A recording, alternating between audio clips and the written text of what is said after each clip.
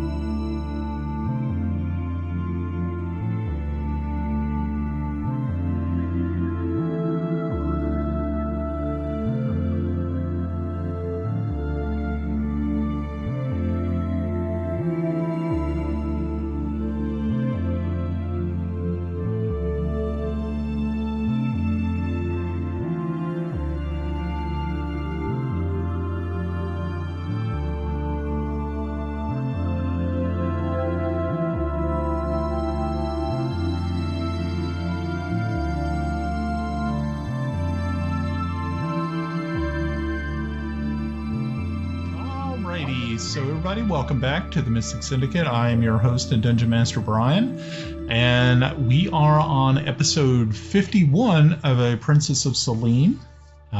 So if you were with us last week, we celebrated our 50th session with a giveaway, which was super fun. Had a really good time with that. We had a fellow from Brazil actually win the $30 gift certificate to Steam. Super cool guy. I chatted with him a couple of times over a period of 3 days. Hopefully we'll end up seeing him again. I told him to make sure to check back with us every so often. He said that he would. So I'm kind of hoping that we'll see him again. We had a bunch of people join the stream last time. I think we had 17 or 18 new followers. So thank you guys. If you're new followers, that's incredible. We're pushing for 300 followers on Twitch.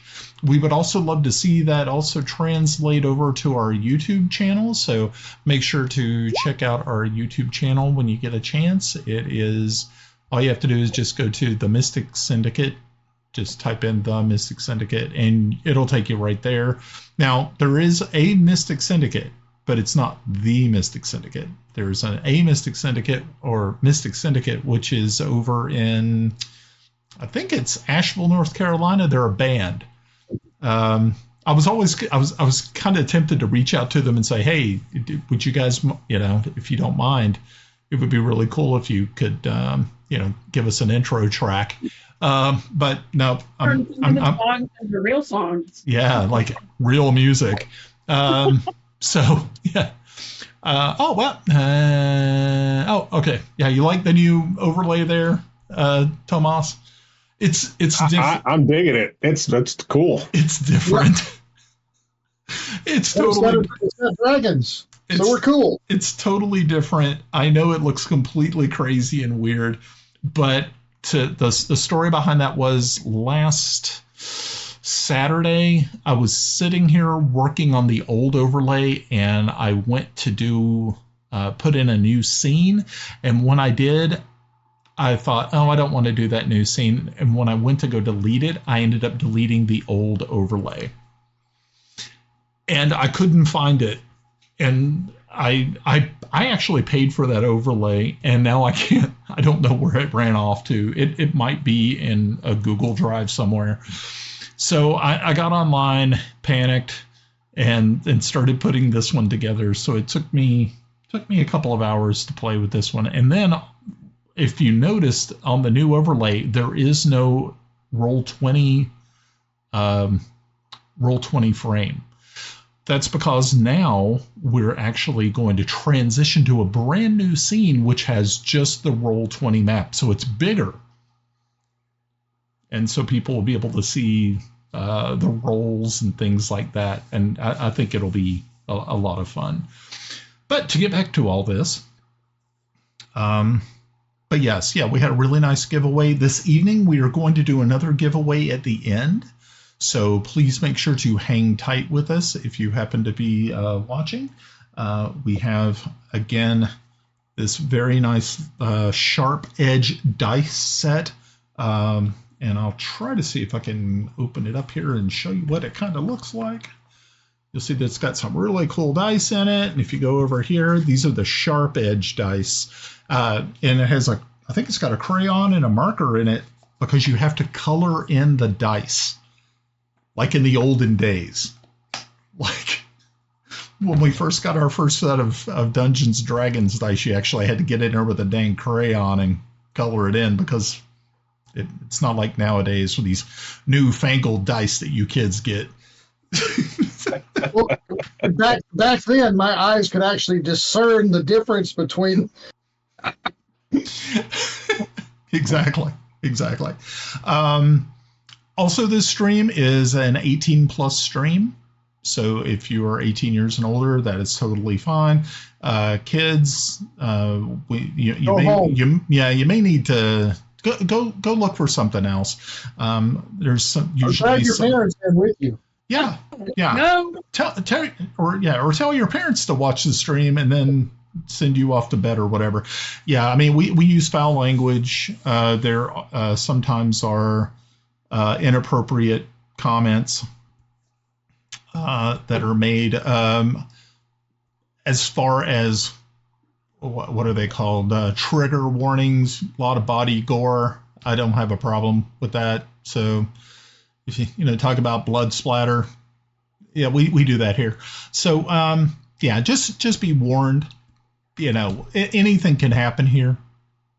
So if you're a fragile mental physique, exit stage left or right or wherever you want to try to go.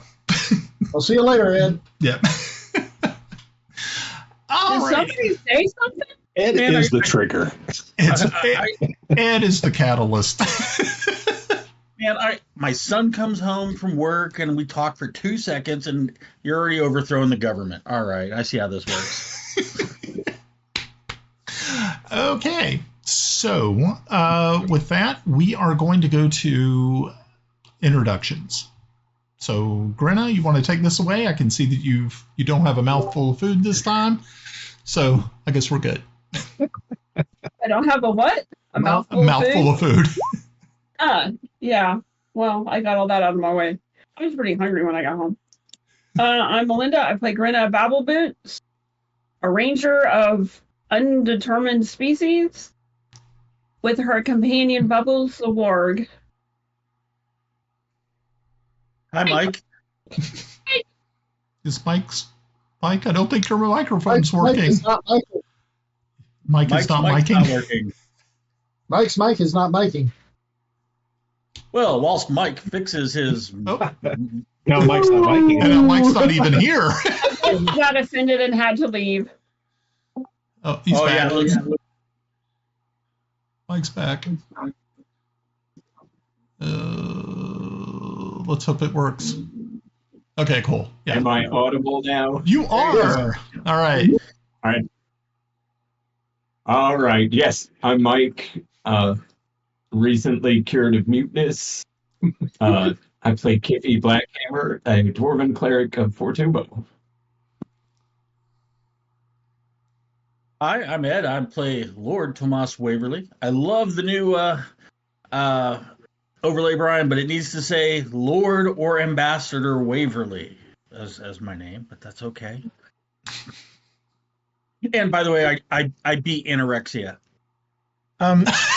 For Ed's could just say a Nancy twat, and it would still mean the same thing.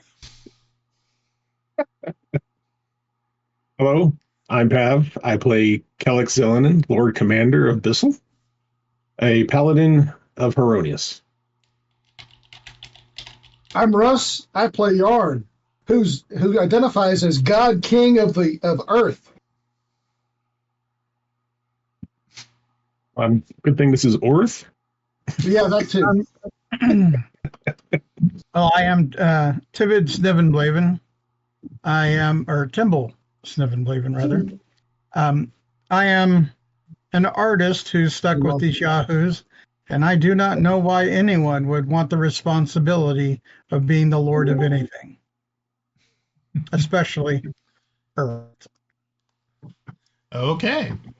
So, before we get started, want to really talk one more thing about the giveaway is that we can only ship this out to winners in the United States. So if you are in the United States and you win, that's awesome. I'll ship it right out to you. I'll touch base with you through Twitch. But if you are in the EU or some other foreign land or whatever, Canada, I'm not going to be able to send it to you. I'm sorry. At least you can't send it to Canada for about 6 months until they become the 51st state. Oh yeah, that's right. Yeah, once that all happens, we'll be happy to send it to you. You know, you can be a part of the stream. Until then, I had to cut you off. Sorry. One final note before we start, Brian. We would be remiss not to notice the passing of Ernie Gygax Jr. this week. Passed away. His father obviously helped create the game that we love and everything like that, and he was one of the early play testers and things. So, you know, I despise the fact that WotC hasn't even lifted a finger. But you know, I just wanted to say something about that real quick.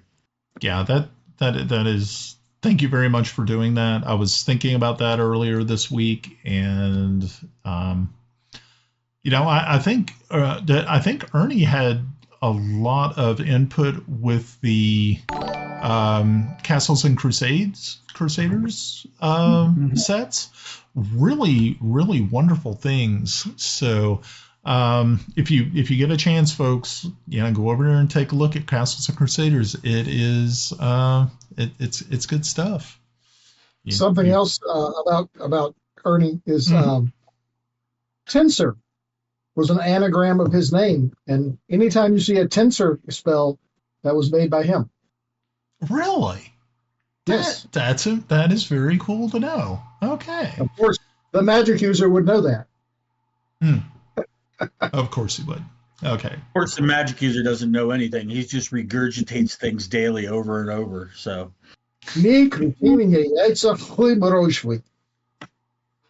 Okay. Your spells have no power here. So the last time that we all met, which was last week, you all had traveled to Greyhawk from Instead. You had, I know Yarn had been able to get some metal plates for his spell books, so he wouldn't have to worry about them bursting into flames every time he went pyrotechnic. He also helped facilitate a meeting with the Hierophant for Kelex, who is kind of under the weather, so to speak, but in more of a not a physical, but more of an existential illness that he is facing. I believe a bunch of others did a little bit of shopping. You had dropped by the Revo Brothers shop to inquire about some items and things of that nature, get some more information. And where we ended up last was you had a dinner meeting with the Princess of Ket, Ela Alzar, which it got a little crunchy there near the end. So that's Crunchy is our middle name.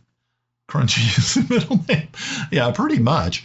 The end result was that you ended up, or some of you ended up back at Instead. And you had taken the Princess Ela to see the where her father was actually lying in state there in Instead. So as I had promised, we were going to immediately go straight to Kelex with his meeting with the Hierophant. And I believe Tomas was with him, or at least escorting him to the location. Yeah, I accompanied him. Remember, I talked us past the ambassador to get out. So right, you bullshitted your way past it. You did a good job. You did a good job. Yeah, you did a fine. I would say the linguistic stylings that you used were like, damn, this sounded. That was good. Did I get? I know that's right. You did get you did get inspiration for that. Yep, I carried that over to this game, and Yes. I guess this is what happens when I watch Game of Thrones. So. Yeah. Well, there's a big difference between Princess of Selene and Game of Thrones. You don't have a lot of people screwing their brothers and sisters and stuff like that, I guess. just brings up that whole frontal nudity thing again, Brian. Yes. Yeah, we don't have a lot of that here. Thank God. Even though Ed did threaten us with frontal nudity now that he is an empty nester. So that's a little that might be in our future. Give him ideas. That was I'm his gonna be idea. sick that day. That was his idea. It wasn't my idea. He brought it you up. reminded him. Shh. In the words of one of my students. Shh. Okay. You never know. It may draw an audience. We don't want Fight. Is that the audience you don't want? It's okay. Okay, that's cool. Oh, and another thing, my microphone should stay in place tonight. I have a C clamp that totally has it bolted to the bar there in the back of my monitors, so I shouldn't have it falling down in front of me every couple of minutes. So, of course, if it falls down, I'm just going to probably rage quit and start throwing stuff, but it happens. Okay. So, Kelex, you and Tomas arrive at the Temple of Heironious right around 7 o'clock. You, of course, are able to just walk in. It is open 24/7. It's a lot like a cathedral where they always have someone on staff to help those who may be in need. So as you walk in, you immediately see that there are acolytes and others who are present. And as you proceed towards the altar area, you see the Hierophant walk out from his office and catch your eye. Tomas, you were right there with them. And the Hierophant holds up his hand like so and says, Lord Kelex, it is wonderful to see you again. Please, I hear that you are in need of aid. Please, come to my office. Thank you. Your Grace? I don't know. What do you call a Hierophant? Eminence? Eminence? There you go. Eminence. Yeah, let's go with Eminence. That's a good Eminence, way. yeah. I like Eminence. Thank you, Your Eminence. Yes, please. Okay. So, you all walk into this office, and you, the Hierophant takes a seat and says, "Please take a seat." And he studies you for a moment and says, "So, Lord Kelex, it was brought to my attention that you are having an issue with you had passed away, is what the priest had told me, and that is the truth.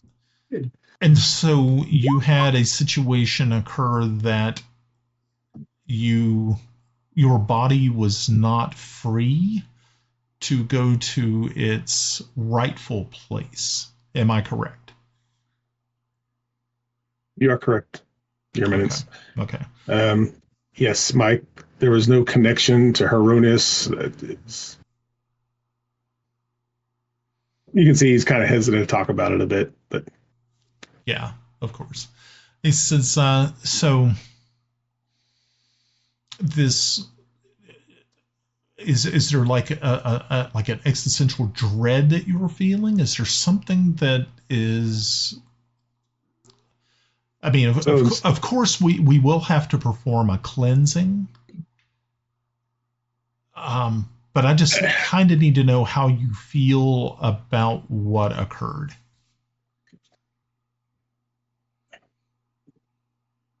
The place, my soul definitely did not go to Mount Celestia, where it was at was something of a dreadful place. Dark, shadowy, whispers in my ear, telling me of my failures, those kind of things.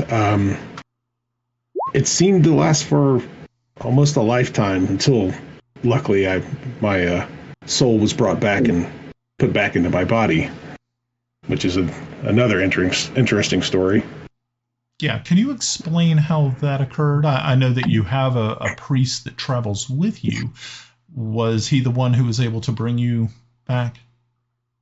No. There was... We were sent to go rescue a prince of Celene from the Xife.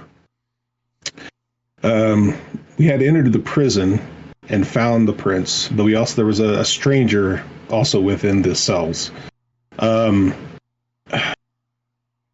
had faced a drow sorceress who obviously had cast a spell on me that literally ripped my soul from my body.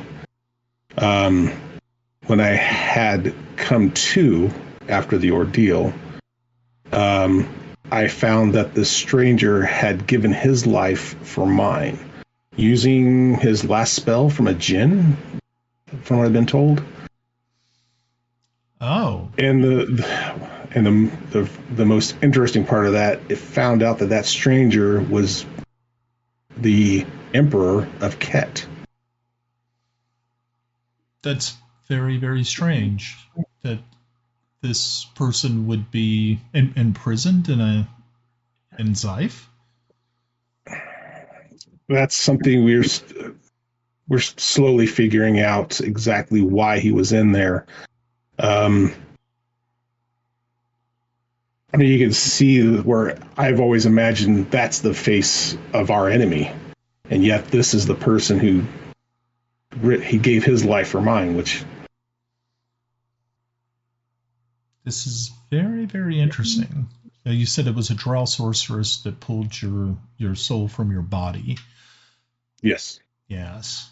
And what was Lord Tomas? Did you come in there with us? You just hanging out? When it became obvious that it was going to be kind of a quiet conversation, Tomas decided he was going to wait outside because it's kind of like a confessional day. Okay. I believe it was Adra was the name of this drow.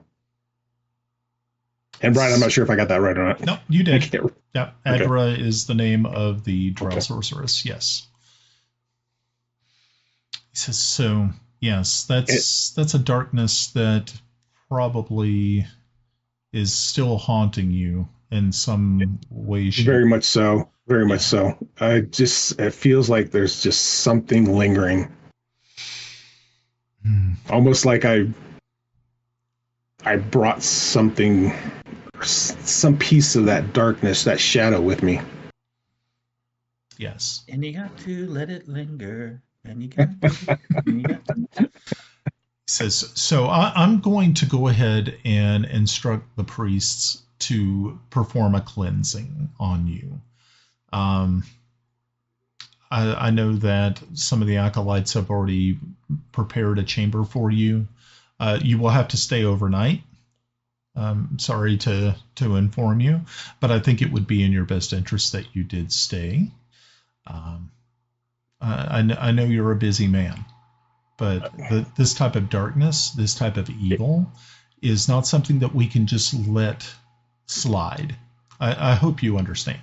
I completely understand, and I totally agree. It's just something it needs to be done. And if it's all right, and if my friend outside is okay, can he stay? Of course. Okay. That is no problem at all. If he would, he's not a father of Heironious, so I didn't know if he was. It's fine. I'm an ambassador to the world of Orith. You know, I'm accepted everywhere. Accepted everywhere. Okay, so the Hierophant rises and says, "All right, Lord Kelex." He reaches over and grabs. There's like a rope, and you hear some bells ring. And a couple of minutes later, a priest, not the same priest that you had talked with earlier, but one that's obviously present in the evening and at night. He says, Lord Kelex, please follow me. And so they take you and they collect Tomas to a special room, which has it looks to be a very Spartan type setup. There's a bed. There is, but they also have ways of being able to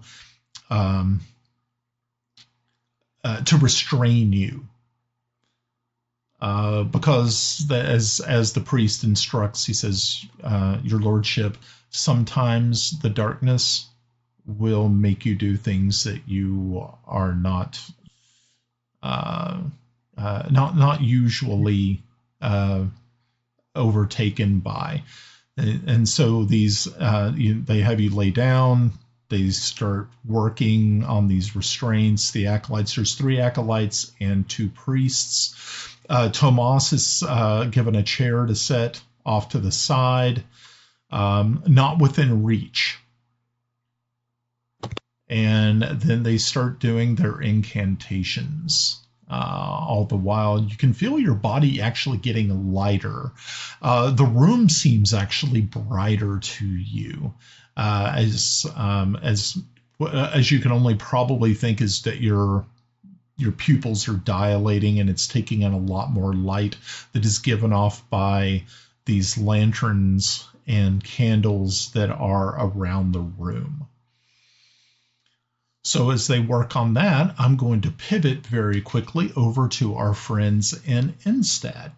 So the last time that you were here, you were at the place of honor, where Yusuf is lying in state. Princess Ela is there on her knees, reaching over and touching the body of her deceased father, as the rest of you are kind of just filed in, just kind of looking at this scene. Is there anything that you're doing? Ela is, of course, in tears. She does not show her face. She, like I said, she's literally, her head is resting against the stone bier that Yusuf is laying on. It's a very solemn, very sad situation.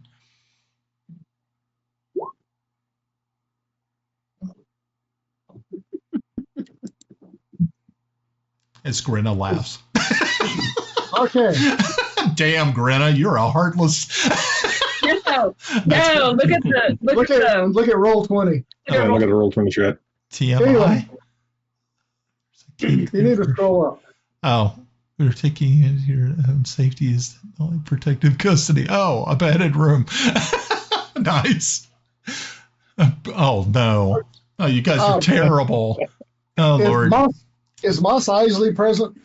No, the only people who are present right now is the rest of the party that is not Kelex and Tomas.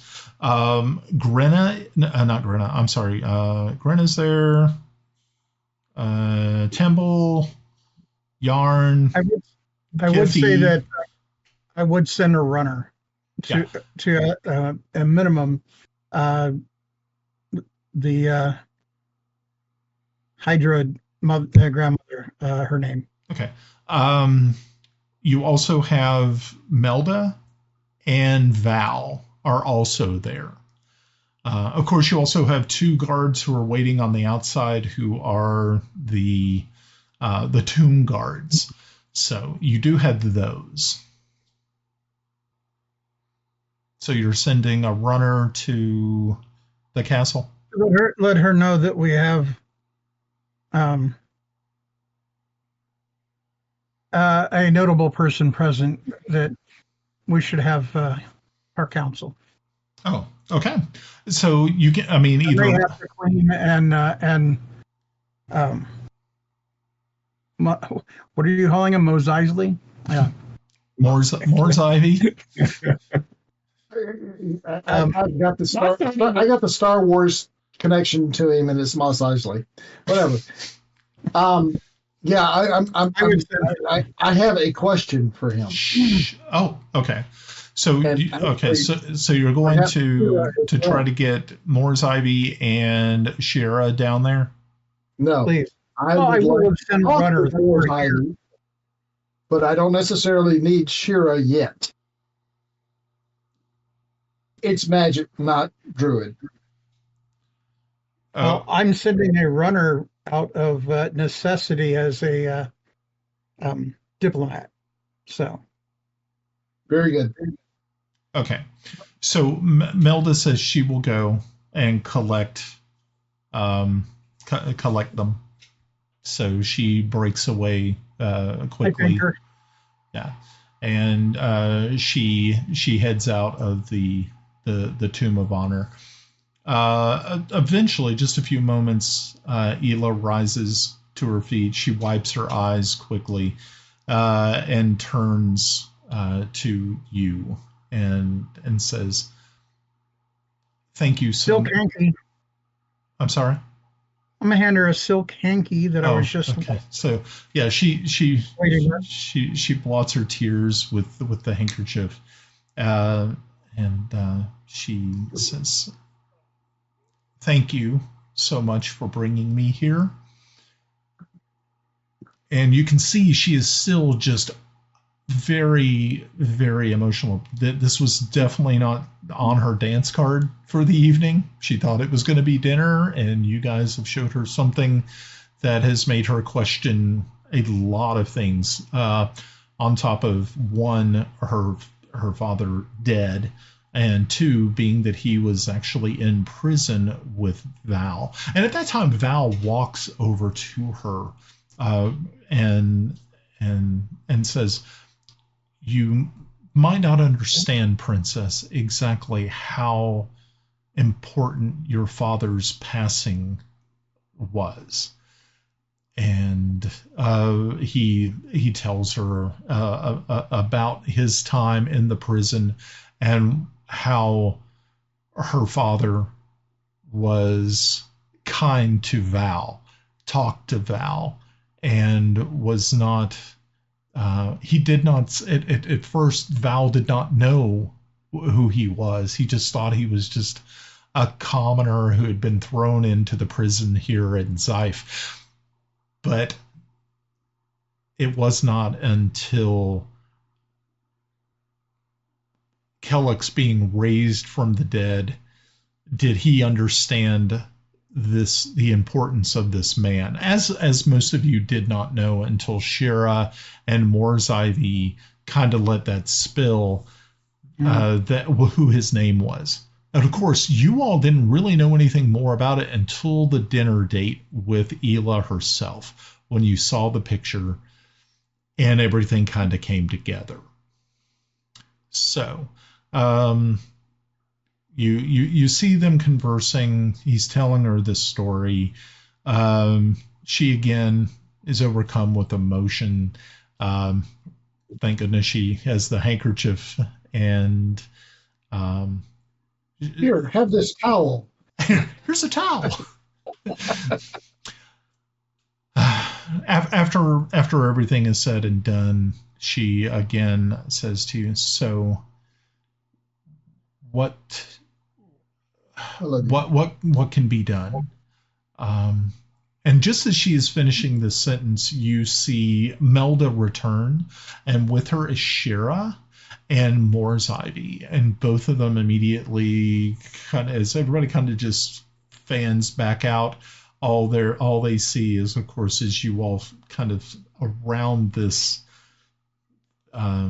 this stone with Yusuf on it, and a woman that they had never met or ever seen before.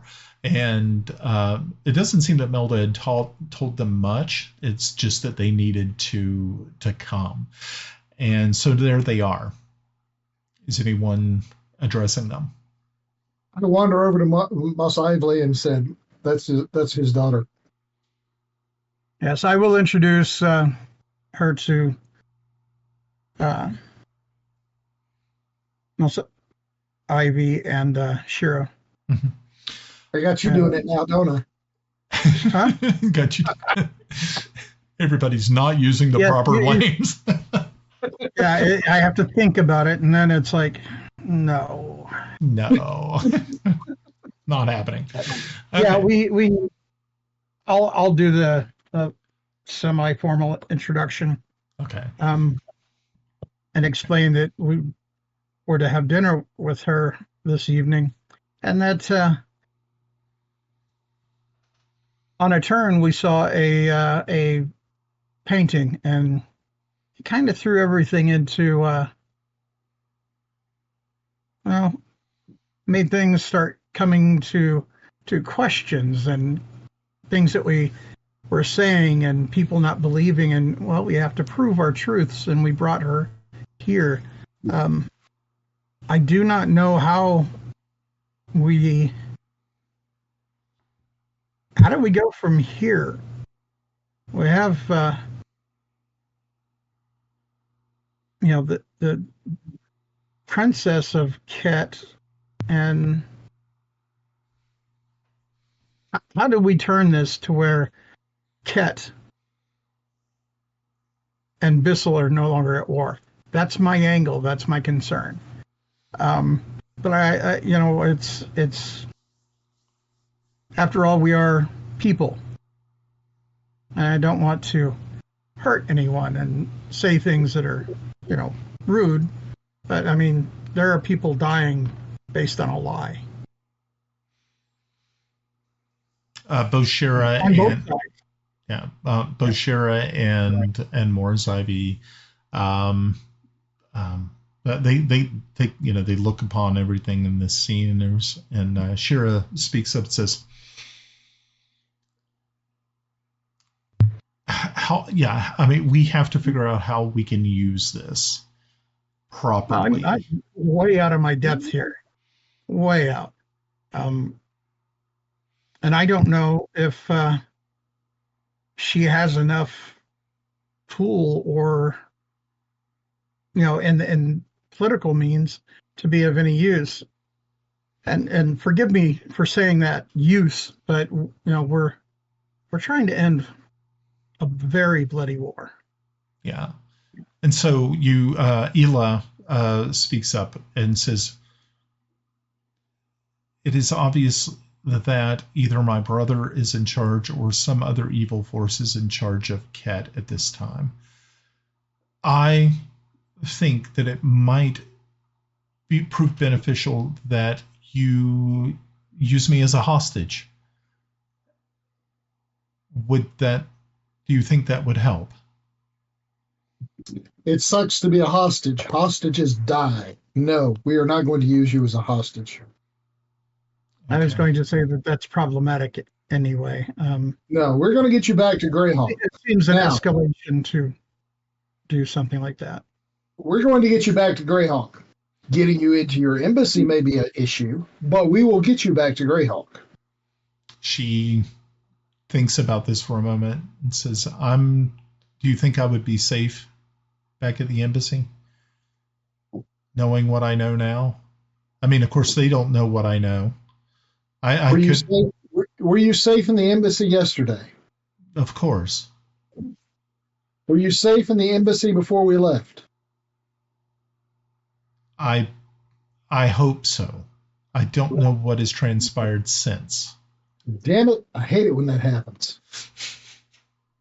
At this time, Shira speaks up and says, well, it would be very odd to have two princesses in our dungeon right now.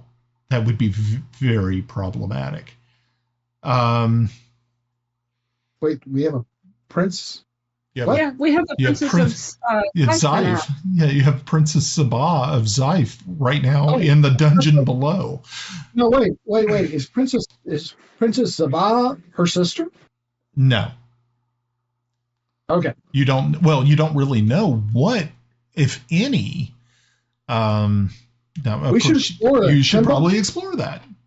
She should probably be brought up, and all of us brought. We don't know what's transpired that she knows. on her end. Right. I think. What time is it? Okay, so let's see. It was dinner time when you all left Greyhawk, so it's about an hour. I think you're about an hour behind. So it's probably like right around 5. Maybe we should all come together and have a fine meal and work things out. Yeah. I mean, make sure we bring Zaba too. Yeah, we need everyone present. Okay, at the mention of Sabah's name, I need everybody to make an insight check. Insight. Yay! Hey, actually, I got to get one. That one. I'm in a building with a dead person. Yay! Okay, so Grenna came up with a 5, Timble with an 8, Yarn with a 21, and Kiffi with a 26. Very nice, guys. Who am I missing? No, I think that's it, right? Yep. No, everybody's present. Perfect. Okay. Whoa. Where's Kiffi? Okay, there's Kiffi. Yeah, okay. Kiffi's cool. Yeah, he's good. He actually did extremely well. Kiffi sees through walls. Yeah. He sees through walls. Yeah. So Kiffi and Yarn, you notice that there are 2 people who, at the mention of Princess Sabah's name, you see their eyes kind of one. You see that Ela, her eyes flash open very, very wide, in surprise and shock. Where you get a different reaction from Val. Val has a smile on his face. It's a pleasant smile. It's not a sadistic sort of smile or anything. It's like someone had remembered something pleasant, something that brought him maybe not overt joy, but at least something pleasant. Yeah, because if I remember correctly, she brought him food and comfort and others while he was in the dungeon. Okay, that makes sense. Now, what was the reaction for Ela again? Her eyes got really, really wide. That it was surprise, and you could also tell that she obviously knows the name. Have you met her? Do you have a concern? Ela just looks at you and says, "You're talking about the Princess Sabah of Zaif?" Yes. There's more than one? I would hope not. She says, she is my cousin. You have her as a prisoner here? We're just bad at tricks. No, she's not a prisoner. She's in the dungeon. She's not a prisoner. Okay. We have her in protective custody until we can verify her story. Okay. So, I mean, you can see that Ela seems a little kind of surprised at this news. Your Highness, if we wanted you to be in the dungeon, you would be in the dungeon now. We're just collecting beautiful princesses. They're desperate for a good dowry. Yeah. So at that, you see Melda walk up to Ela and says, "It would probably be better if you return to the castle with us. We would be happy to reunite you with your cousin, and you all can plan what you are how you want to return. I don't think." And she says this, she looks over at Val and said, "I don't think Princess Sabah is willing to leave. I've already talked with her." And then she shoots another look at Val and says, "And I know you've talked with her too." And you hear there's a little bit of an edge there, being that Melda is the older sister in this situation. All right. You can't have relations with humans. And did we ever eat dinner? No, you never actually did. So all right, we need to do that. Yep, and I'd like to bring everyone together in a place where rank doesn't seem to be a thing, so we can talk openly. Yeah. But remember, guys, I need to get back to Greyhawk because I've only done 1/3 of the things I need to do. Well, you're not alone in the need to get back to Greyhawk, and we might actually want to bring others here.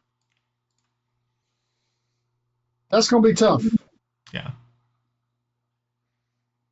Okay. I don't like having,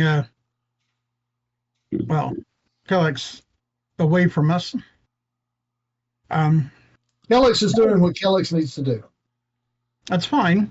When he's done, I'd like him to join us. I'm just wondering how we could lose Tomas. Well, I don't have to tell him I'm casting the spell. Okay. I kept my mouth shut during that entire exchange, and now. Okay. So is the team in Inset? Are you guys going to go ahead and go up to the castle? Yeah, yes, but I need to engage Moore's Ivy in conversation before we get to the castle. Okay. Yeah, he's willing. He's definitely going to walk with you and talk. So he looks and says, "So, Master Yarn, what is it that you require?" What is our goal? Your goal. Our goal. Your goal. The goal is for every wizard. What was the prophecy? Oh, well, of course you are running. Yes. You're running out of time. Yes. You have probably now maybe 5 months. Yes. Or so. My question to you is, do we have teleport coordinates for anywhere on that continent? No, unfortunately we don't. Our reach is not it is not beyond the Flanness.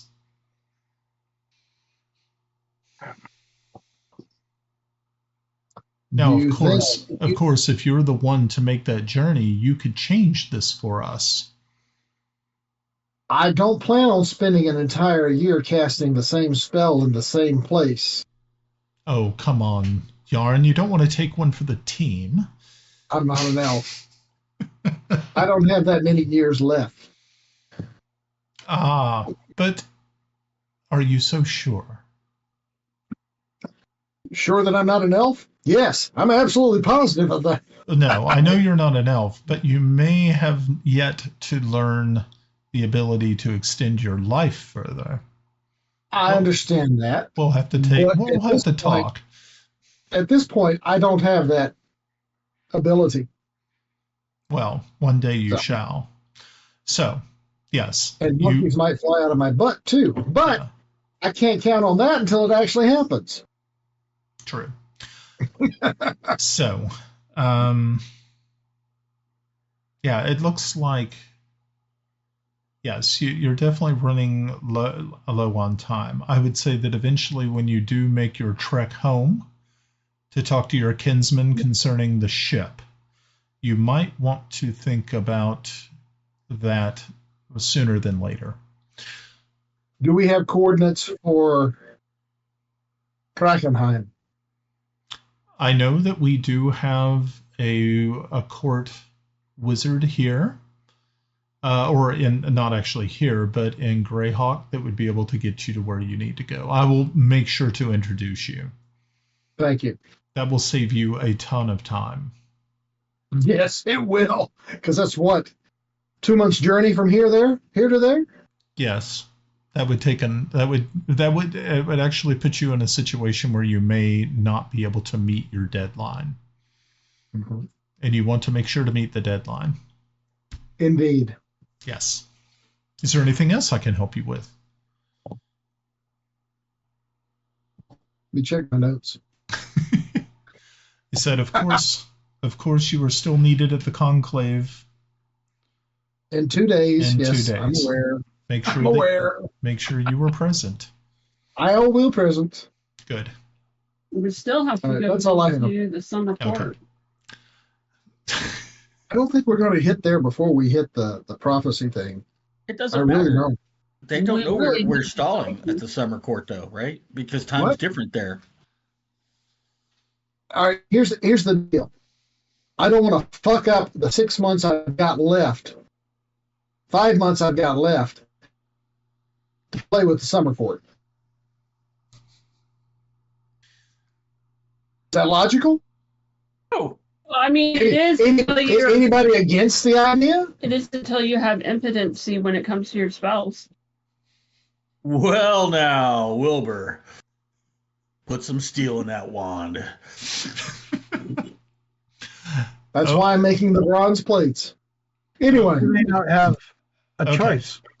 Okay.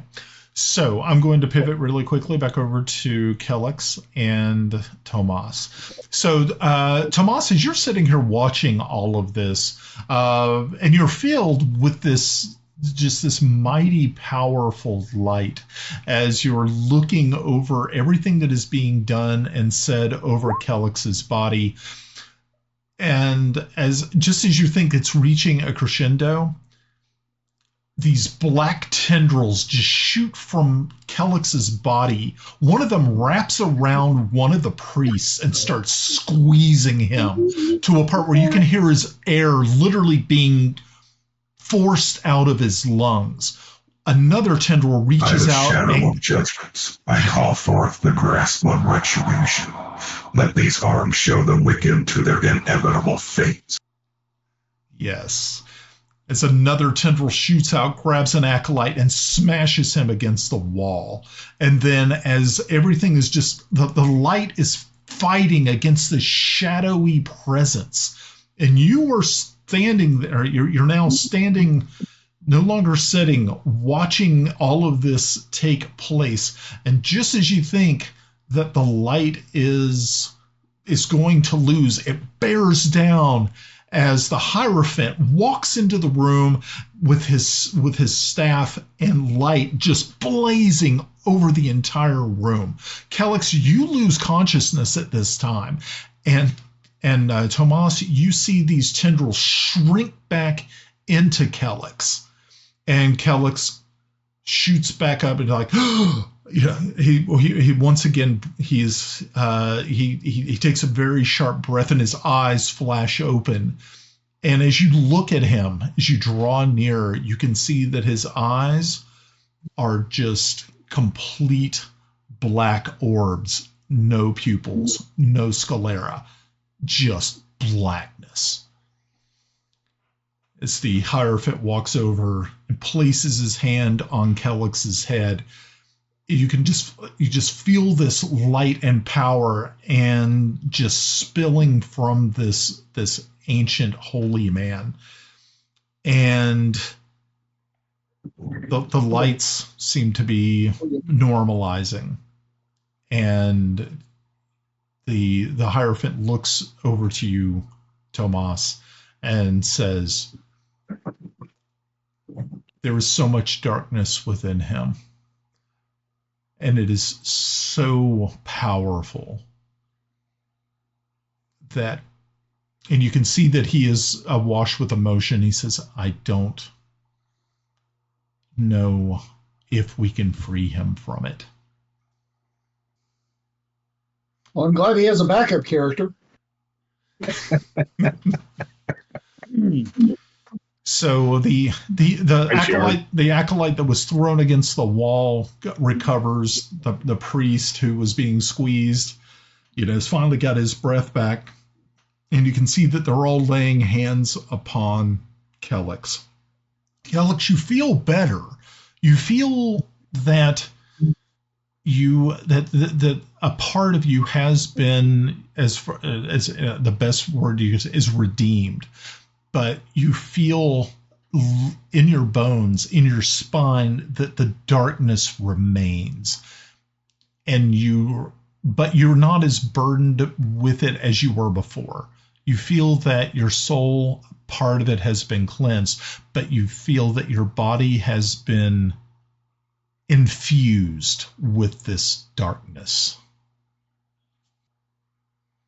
So, as he was unconscious, when the acolytes were, doing their ritual, in Kelex's head, he could hear the whispers, the oppression, the cruelty, this whispering to him from the darkness. And then as the ritual kept going on, the voices, the wording changed. It focused more on cold justice and retribution. Yes. And that's, yes. So you can see as they are going around, they have stopped their incantations. They have started to release you from your restraints. And the Hierophant is there and places his hand on your shoulder as you rise. And he says, we did everything that we could as men. Of course, the Archpaladin himself would probably be able to drive such darkness from you. But until you actually meet your fate, you, my son, are going to be, for all intents and purposes, cursed with this darkness. I understand your minutes. I feel my soul is much more whole, but something does still linger. You have my thanks for the help you've provided me and your acolytes, and I do apologize for what took place here. Yeah, you can see that they understand what you've been through, and they can sympathize with your plight. But of course, no one here has ever been so afflicted. So empathy is kind of off the table, but at least they can sympathize with you. So the Hierophant and the priest walk you back over to the office, and he says, the Hierophant sets you down. Tomas, you're with them, and he says, where may I find you over the next couple of days? Where are we going to go? We going to go hook up with the other guys, or we got to stay here in Greyhawk? Because we have stuff that they got to come to here, right? Eventually, Yarn has to return for the conclave. And I have to pick up my armor tomorrow. So. Yeah, you have to get your armor. Timble has to get his. Your Eminence, is there anything else we can do? It seems like, you've done the ritual once. Why can't we do it again and again? And forgive me, I'm studied Heironious, but I'm not so versed in his ways as I should be. Understandable. I do. So we can only perform this ceremony once a week.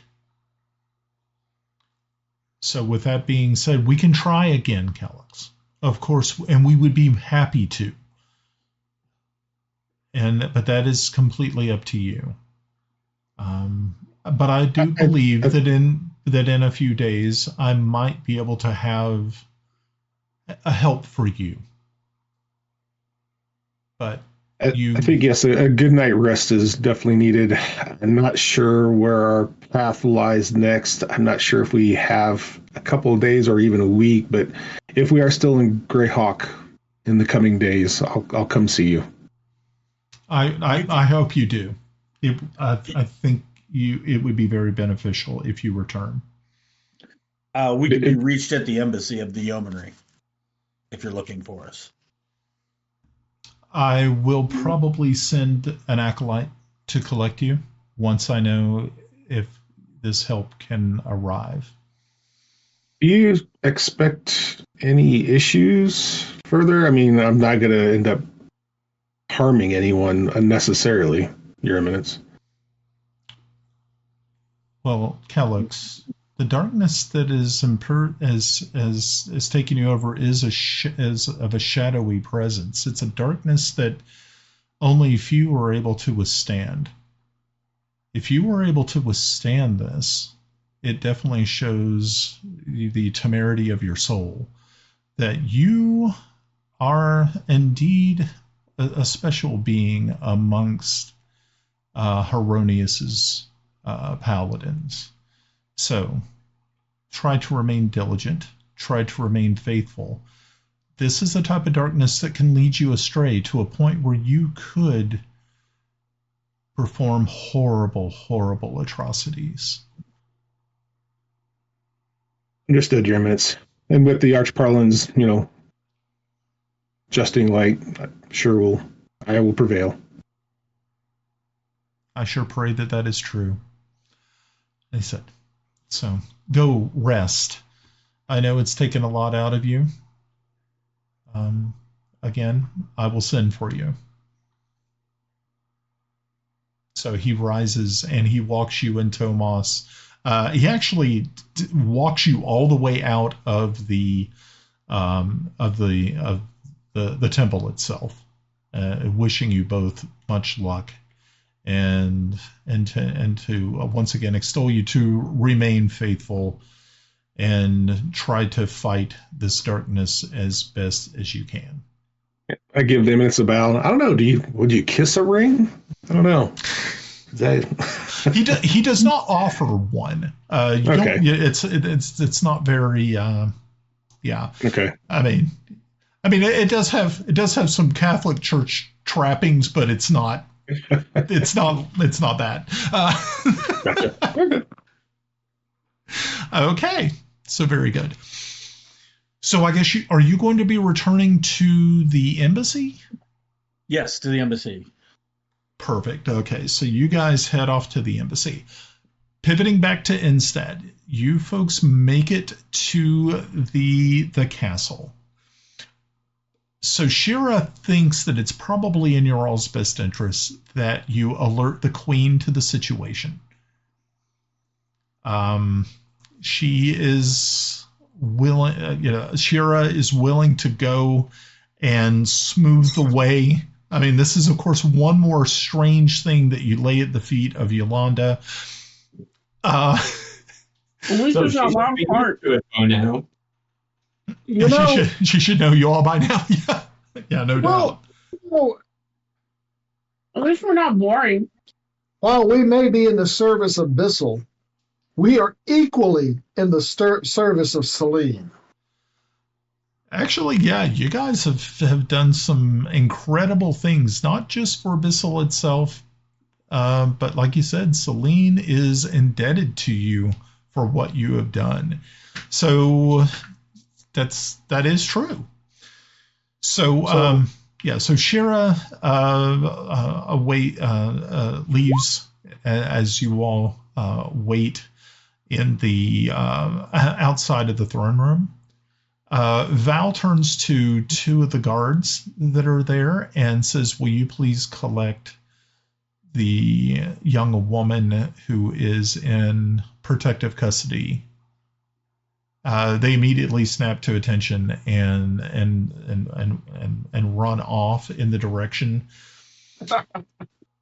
How did they run off? Do they run off in a knowing way, or do they run off in, I'm getting the hell out of here?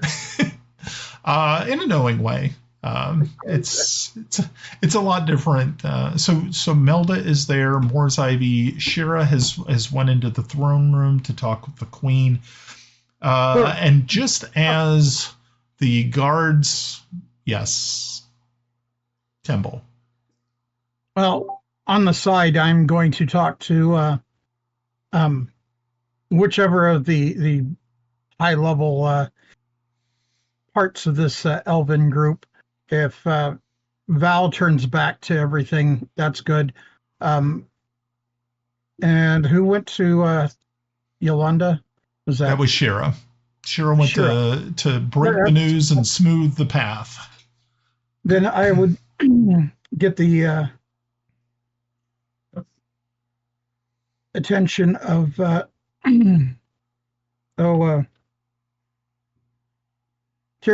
Kelex's woman. Melda. Melda. Okay. Yeah, she's still there. And ask her if she could have staff start preparing a room for us all to dine. Okay. And, diplomatically dying. I'm sure we're going to have to be in a safe place that can be quieted and not listened upon. Right. So, and I'm kind of surprised. Melda's been with you guys since first session. I know, but Are you she okay? doesn't talk much. She doesn't talk much. Have you been drinking? It could happen. It can happen. Okay. So yeah, that's definitely no problem. Melda says, I will make sure that we'll have everything settled for that. But of course, before we do anything, We will wait, Yolanda. it would probably be better to wait to see what Mother says.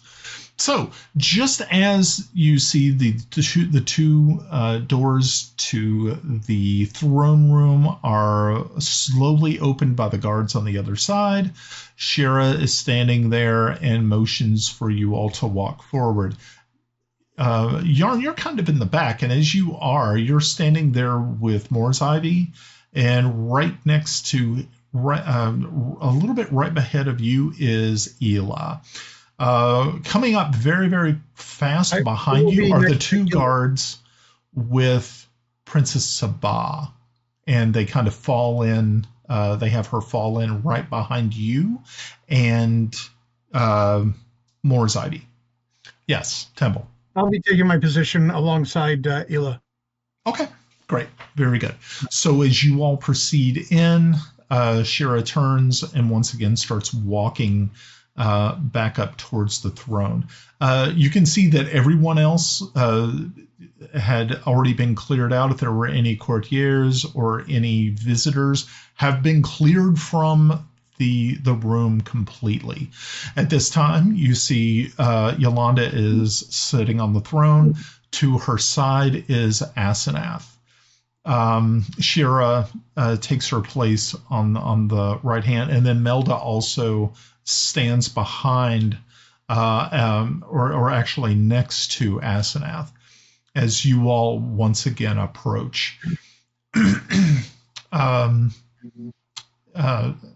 Yolanda stands and looking down upon this throng of people. She addresses you, Timble, and says, Master Timble, once again, you surprise me. I bring opportunity? These opportunities that you keep presenting to me worry me, sir. They worry. Yeah.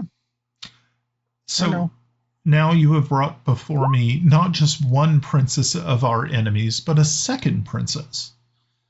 Yes. Yes. Collecting is a hobby. They're like Pokemon. You have to catch them all. Oh. So she says, soon we will have the big prize. She says, so you love me, don't you? I make your life so much more interesting watching these years go by. I will definitely say that once this is all put behind us and said and done, that there should definitely be a bard or someone who is present to write all of this down. The war between Ket and Bissell has grown into such a strange trip that I'm not even I'm not really too sure how I could do justice in writing down its account. So, Your Majesty. Yes, Master. While we may be abyssal and have obligations there, don't shake your head at me, Timble. While we may be abyssal and have obligations there, we are just as much of Celene. We do not present you with problems. We present you with solutions. And so, Master Yarn, how is a second princess going to benefit us? Do you have a good answer for this? In the most basic sense, you have hostages. If you're more enlightened, as I know you are, you have potential allies. You have guests. So you were saying that I'm to keep both of these princesses? Not necessarily. No, I would not tell you what to do. Okay. What I would suggest, and this is my suggestion, you may take it or you may discard it. You are the queen. I am not. But I think that there may be issues with Zyfe that these two ladies may certainly be able to help you with.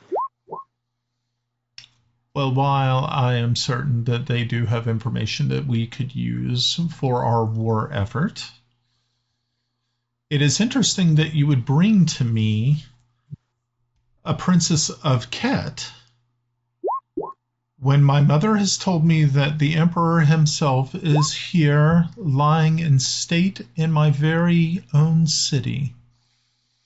Indeed. Your Majesty,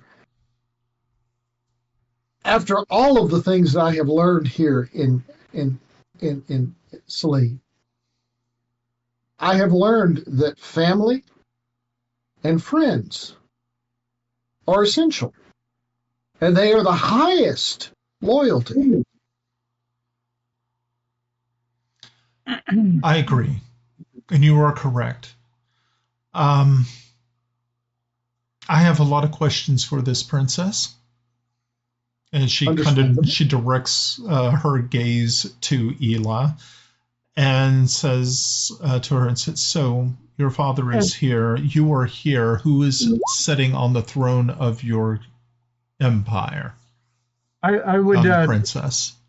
To grab Ela's hand as she's saying this and kind of bring her closer to the front.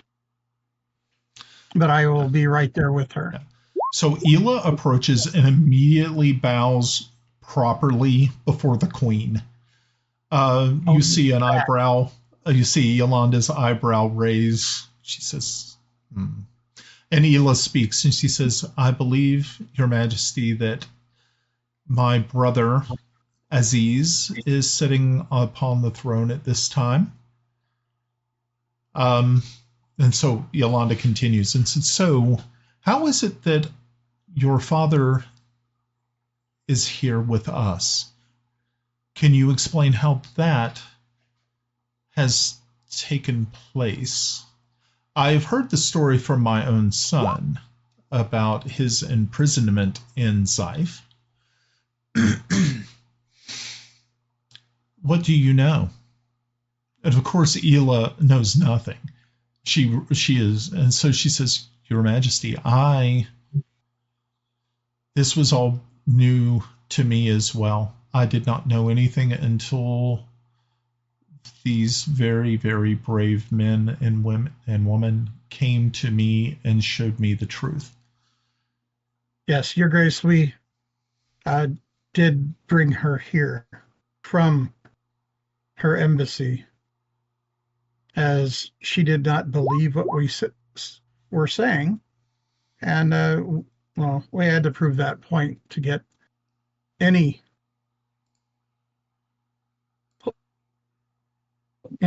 diplomatic movement started.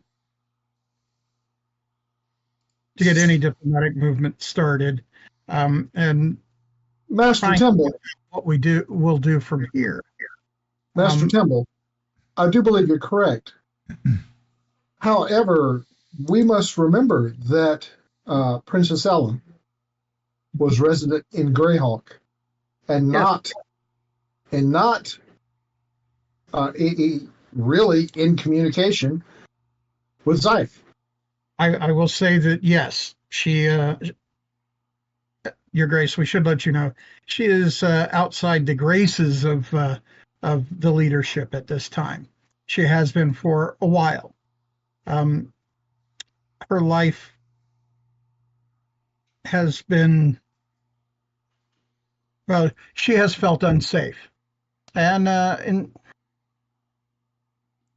while she may not be a part of the current leadership, it does give us diplomatic openings. And let's say that there are other things that could be done more. I think we may be getting ahead of ourselves. Princess Ela was brought. If the princess was, perhaps writing to the people and movement of the people. I think we're getting ahead of ourselves. I know, it's only hope. Princess Ela was brought here because we saw her father on a painting, and we knew what had happened to him, and we explained that to her. She didn't believe us, so we brought her here to prove the worth of our words. And I would really not particularly care to leave her here at this point. I believe that we need to bring her back to Greyhawk. I have a question about that myself, and I don't necessarily want to leave her here. I just want to make her safe. She stuck her head out for us and talked to us truthfully, and we had our a chance to help her in this. She's not. We don't want to put her back where she is in danger. We have been gone for how long? Less than 2 hours. We have spoken to her truthfully. She has spoken to us truthfully. We could build a relationship on this, and that's great. However, at this point, well, Ela, do you feel safe in the embassy?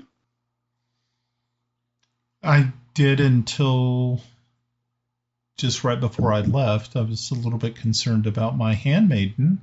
So your husband? He was killed. The fiance was killed. Or betrothed. Yeah. Okay. Yeah, fiance was actually killed by Gita Babbleboots. Yeah. Well, okay, so he's dead, but they're just probably have his hair somewhere. Don't tell her that. I just want to make sure you feel comfortable in what's going on. So he says, she says, I'm still processing exactly what I have seen. I do know that you have been very truthful. And she looks back to Yolanda and said, Your Majesty, they have been nothing but kind and very truthful. And while I do feel that I am safe right now, I may be safe when I return, depending on what my handmaiden tells me. And so I am more than willing to return to Greyhawk. But would it be possible, if you would permit me, to ask that my cousin, the Princess Sabah, is also freed? At this, you see Sabah kind of stiffen a little bit and look over at Ela and just shakes her head in the negative. At this time, Val steps forward and says, Your Majesty, if it would please you, I would like to take this princess under my protection here. At that, you see a change in Sabah's attitude. One of hopeful, sort of hopeful joy. You can see that her face changes and that there's obviously something between them. Sabah, though, falters just a small bit and addresses Yolanda and said, Your Majesty, If this helps in any way, I can tell you exactly how long the Emperor was in prison in my father's dungeons. At this, Yolanda looks at her and says, I would be very, very interested in finding out exactly how long the Emperor was in your father's care. As Yolanda just sits back, once again takes her seat and just stares at the young princess, Yolanda tells you the date and the date that he was that he entered the dungeons. And as you all are as you listen, you realize that he had actually been in that prison longer than the fall of Thornward. Oh. So he had been. You bastard! At this, you see Ela just the color drains from her face as she just looks at Sabah, and it you just see that she is shaking with anger. And you can tell that there's obviously words that want to be said, but in front of the queen, she dare not speak them. So why am I a bastard? I'm starting to connect dots. Okay. I'm glad. It took us long enough? No, it's okay. But I'm glad that you guys are seeing the weird twists that are inside my brain. Okay. You got to think it's almost been a solid year since you went to war. It has been a really long trip, and you all finally are getting information that is a little stunning to you. I didn't say stunning. I just said you bastard. Might we all... You stunning bastard. Okay, there we go. All right, now. Maybe we could sit down and talk some more and find out what's going on. Okay. And I'll again put my hand on Ela's shoulder, and I'll just whisper to her, there will be a time. Are you whispering in her ear or to her hip? Yeah, because she's... Yeah, you got to think. Whispering to something, but it's not her hip. You would probably say that Ela is about 5'6", and she's not tiny. Oh. Okay, so the like Princess Melda sort of whispers down to her mother and says, Mother, it seems as though they have not had anything to eat, and I would like to make sure that they eat something before we have them turn in for the evening. And they've also requested... We'll be heading back to Greyhawk tonight. Yeah. I'm sorry? We'll be heading back to Greyhawk. Well, then I definitely believe that they should eat something before they go home. The queen once again stands and said, of course. She turns and said, Melda, make sure that they have everything that they need. I know that we have already eaten dinner here, but I would be more than happy to join you all for dessert if you have the time. I understand that you may be short. We'll make the time. Perfect. We'll make time. So she says, well, then I will see you at dessert. And as you hear the doors are opening behind you, that's kind of the cue to leave. Yeah. So as you all are walking back out into the entryway, yes. As I'm walking out, I will turn to the Queen Yolanda and say, Your Grace, I look forward to talking to you soon. And leave it at that. Yeah. So as you're walking back out, you see that there are the two guards that are usually out in the hallway are talking to a hooded figure who is standing there chatting with them in Elvish. This hooded figure with Elvish. Timble does. Are they ranger? No, it is someone dressed. The light is very dim. I mean, you can make out something, but you see that there is a cloak, a dark black cloak that just kind of covers this person. But you can hear them speaking Elvish. Make a perception check. Okay. What check? Perception. Oh, very good. A 26 is supreme. Yeah. Very good. So, Grenna, Timble, both of you immediately pick up that, yes, they're definitely speaking Elvish.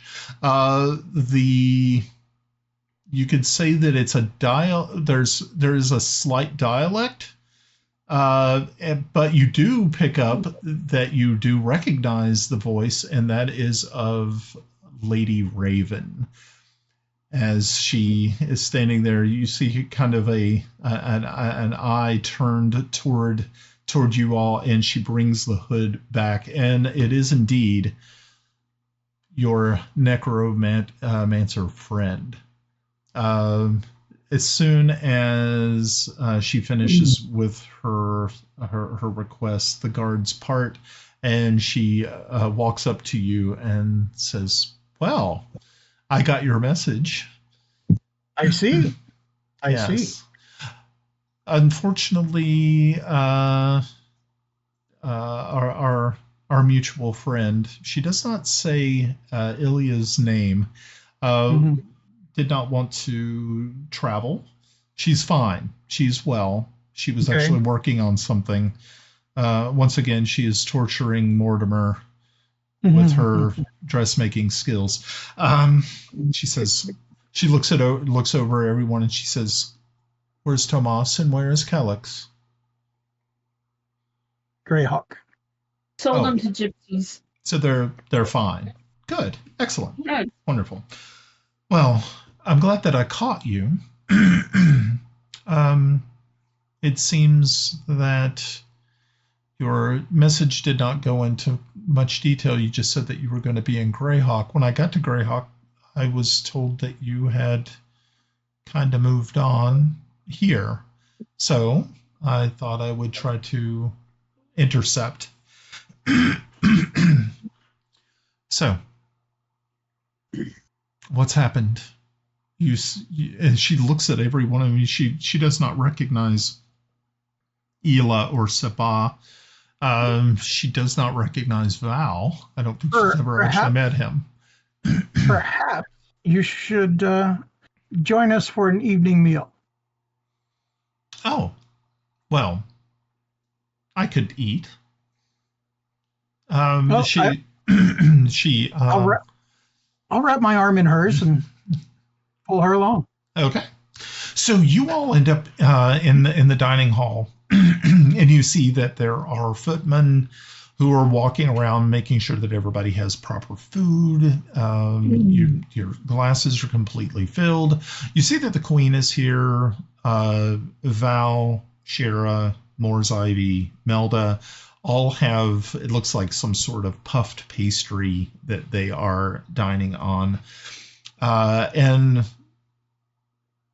Raven sits next to you, Timble. And yes. So everybody is enjoying, but you can see that there is definitely some tension between Ela and Sabah.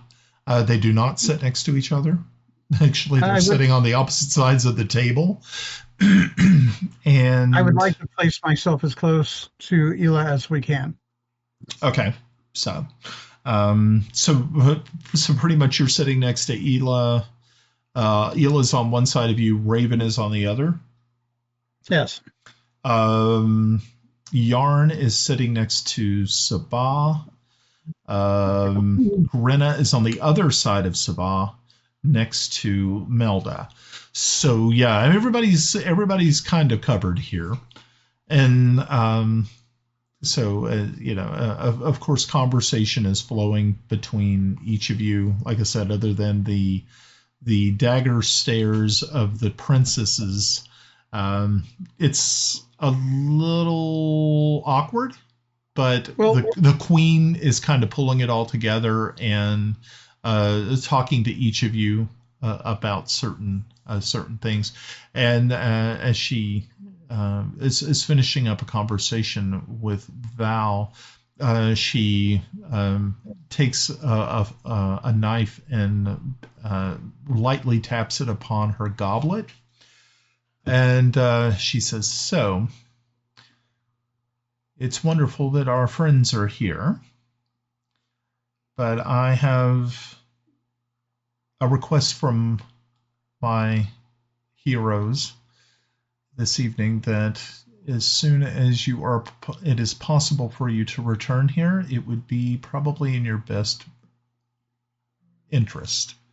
I know that you have to leave. You have things. Mors Ivy has told me that the conclave is in 2 days.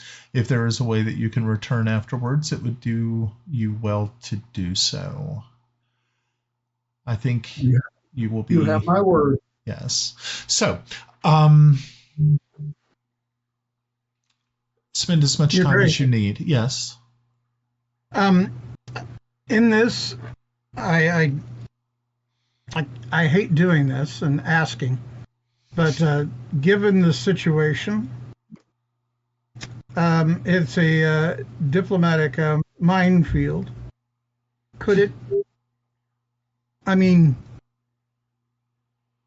Could we lean on you to take the diplomatic lead here? I'm out of my depth. So I think what would probably be best at this time is that we alert our allies to the fact that a imposter is sitting upon the throne of the Empire. I think that would go to maybe swell our ranks. I think also this story of this drow interloper in the halls of Zyph might also help our cause, being that most of the kingdoms here are averse, especially our friends in Sterich, who might be more than willing to aid us in our cause.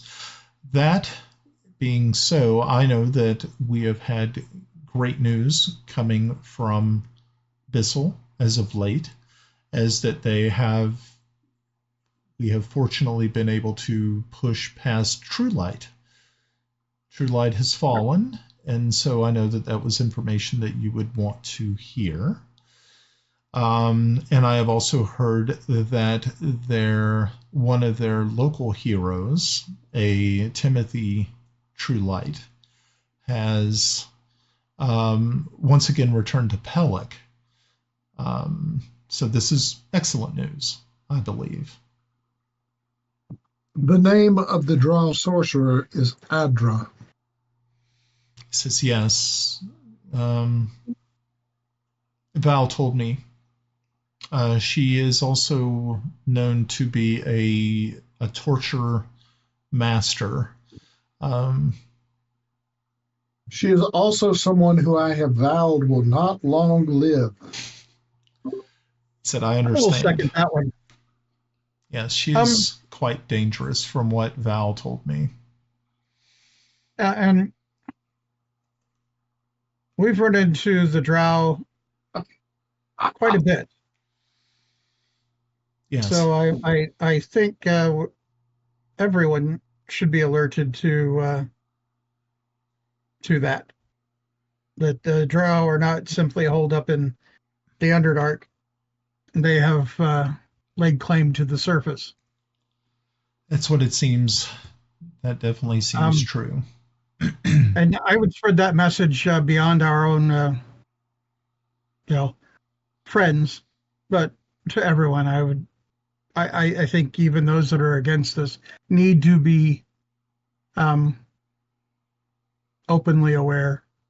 Not everyone cares for those dark elves.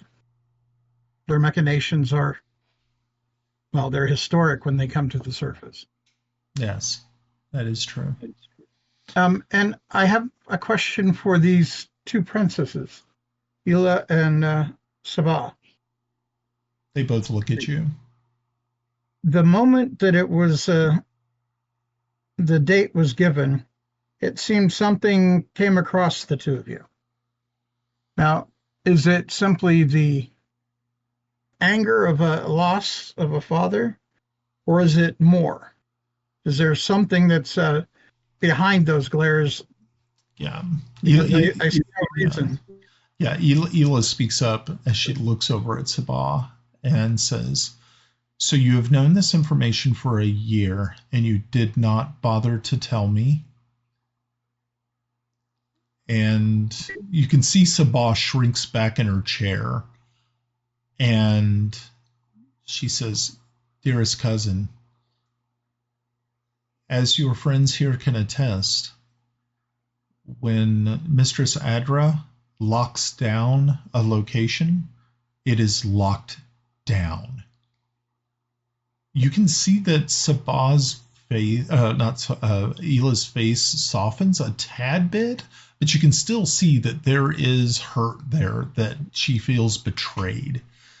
But as you were saying, as you hear her say this, you realize that this drow sorceress has some extreme powers to be able to she can access very, very powerful magic. And to be true to locking down a place, it would seem that we were in her lair when we were there. So she is not, I guess, Sabah speaks truly that there's very little that she could have done. Yeah, her days going to the dungeons to get away from everything. Yeah. That speaks a degree of truth of how hard it was. If I may, as a mage, Adra is beyond me.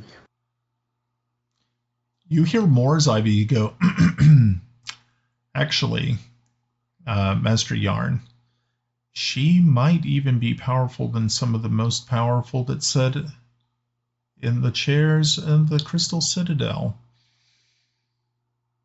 Which is why my goal, or one of my goals, is to ensure that she stops breathing my oxygen.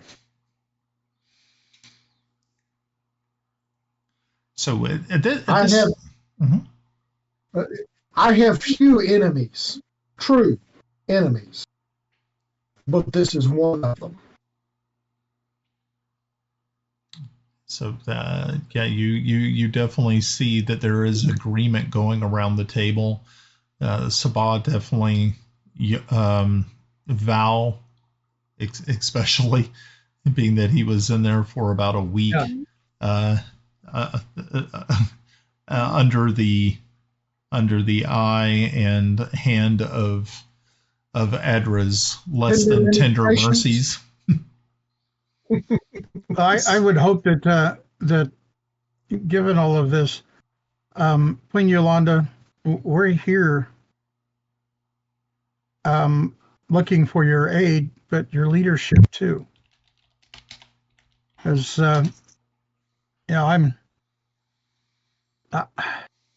I'm just a young pop-up gnome who was in the wrong place at the wrong time. And now I am the chancellor of a nation that's not my own.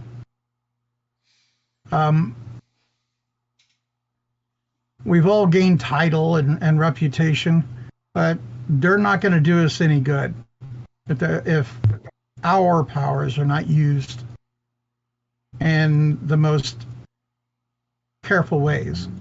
And we seek your advice and your knowledge, and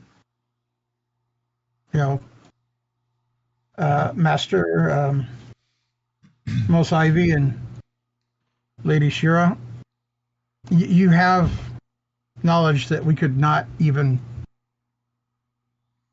I wouldn't even fake it if I could. It's just that I'm a little lost here. This is out of our depth. We're dealing with something that affects not just our nations, but mayhap the world. Shira, but Shira and Mos Ivy just look at each other, and Shira returns the gaze to you and says, "Yes, the man who is laying in state at this time was a friend of both Aldor's and mine." At this, you see kind of people kind of like, what? They're kind of surprised at this knowledge. And she continues. She says, "Who's Aldor?" She says, "When I was a little bit younger than I am now," and looks over at Aldor as well and said, "We knew this man. He was, of course, a lot younger himself, but even he has been obviously kept alive by interesting magics over the years." As she just kind of looks and says, "I'm pretty sure that his pact with the Jinn extended his life far beyond than a normal human should."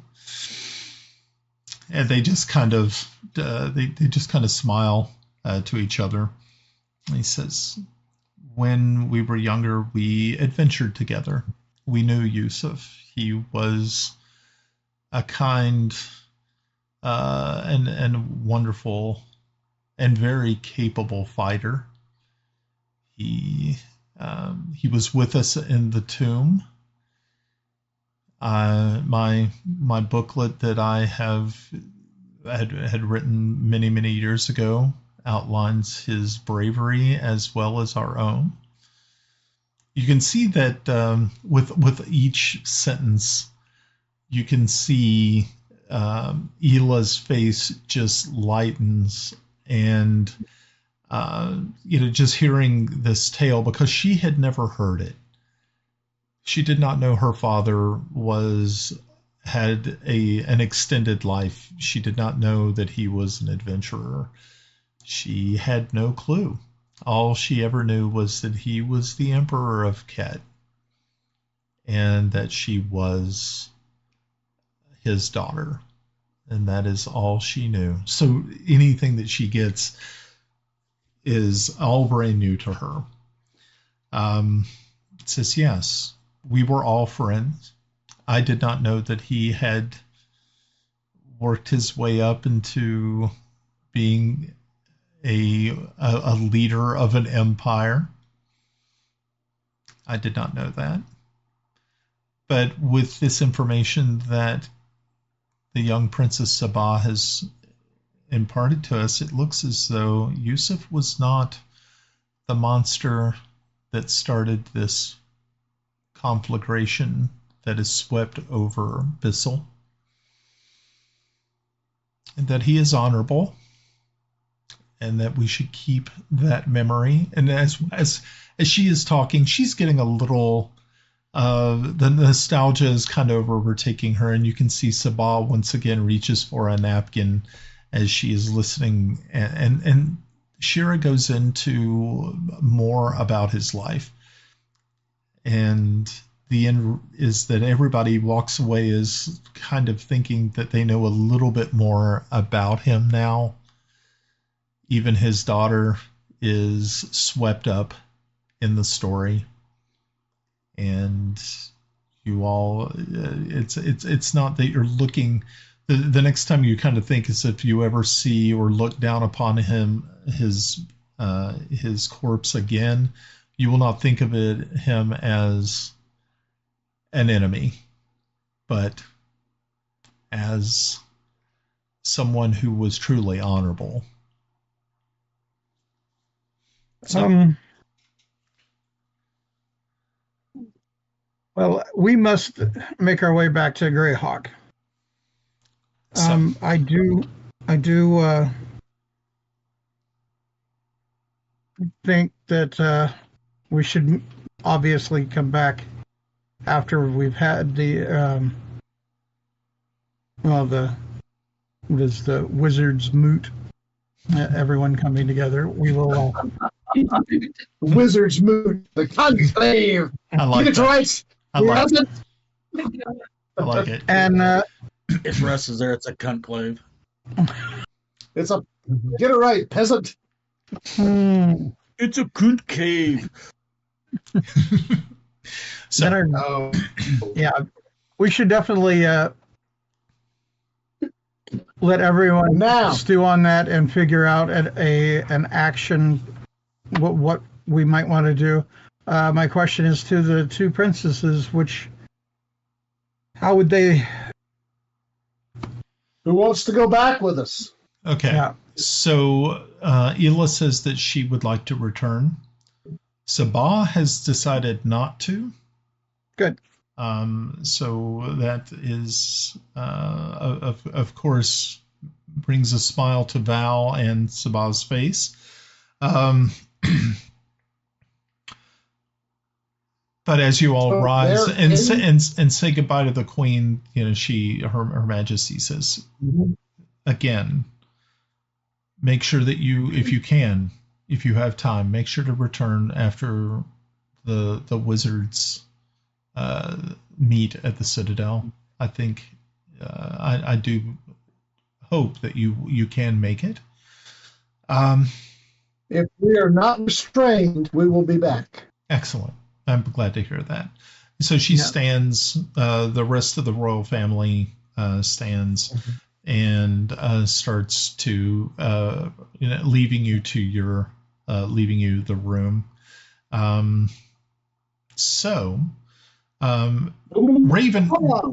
Raven stands up and says, she says, so how are you getting home or getting back to Greyhawk?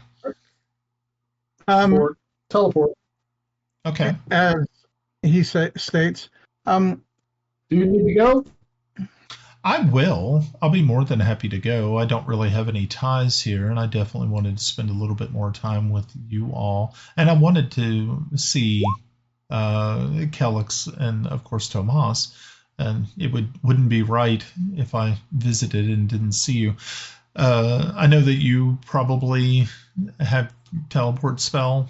I mean, I, of course, have a stone that I could throw if you would rather save your spell for some other time. It's almost time to go to bed anyway. Okay, that's fine. It'll save me from having to make another stone. Perfect. Okay. So you are you casting your spell? I do. We get the Stargate. What? What do you need, Goober? Oh, I just a thought, and we'll see. When we look, no, it has not. Well, what is your thought? The more we do, the more opportunity there is for the Fae to fuck with us. So I would trust Raven's passage more than yours. That was just the thought. But you have cast your spell. What do we see? Stargate. Walk through the thing, and we'll be there. I have to be last because when I get through it close to the spell. I'll walk through, but I'm going to tell him as I do that if I end up someplace else, you and I are going to have a talk. A long walk. Long walk, yeah. Yeah. You got to think. There's only a few places that you could actually end up. You would either end up in Greyhawk. You would either not if the fairies somehow fiddle with it. No, yeah. I only have 3 destinations I could go to. Yeah. Those are the only 3 possibles. Yeah. It's magic. If they fiddle with it. They can only fiddle with it so much. So I'm glad everyone else knows the breadth of which they can do. I do not. So to me, they're gods. They can fiddle with it. I'm going through. In that case, you should support me in my campaign to be God King. No. No one needs that responsibility. Let's go. Okay. I walked through. Okay, so the 3 places you can go. One is Pellic, one is Greyhawk. What's the other one? Instead? So it really only gives you 2 places that you could end up. Right. All right. High or low? Low. I love this so much.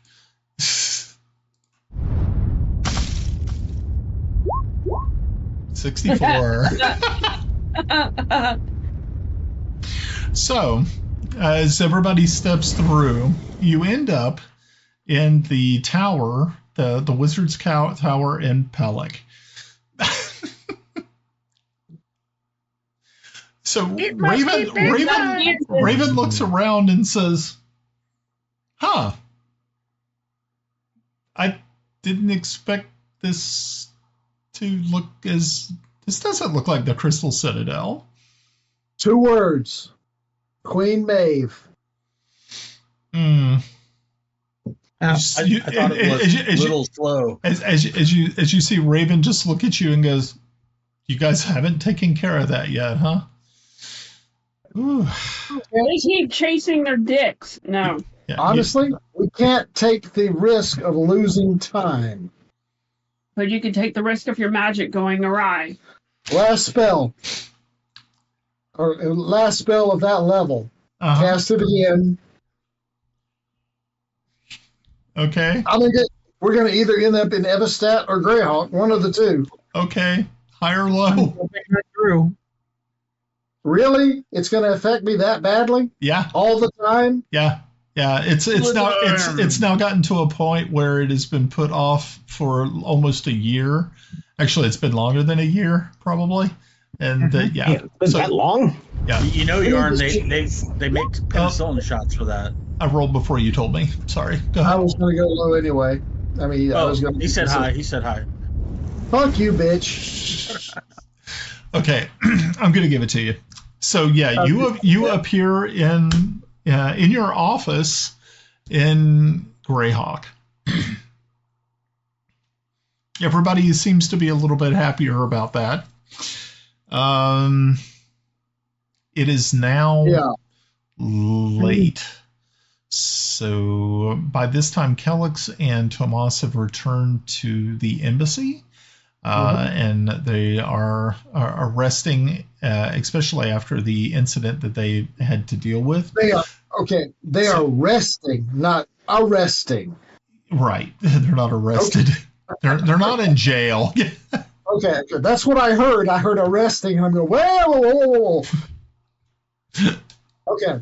Well, actually, I think on our way, I think Kelex was going to kind of talk to the Lord Ambassador here and say, I know what I felt.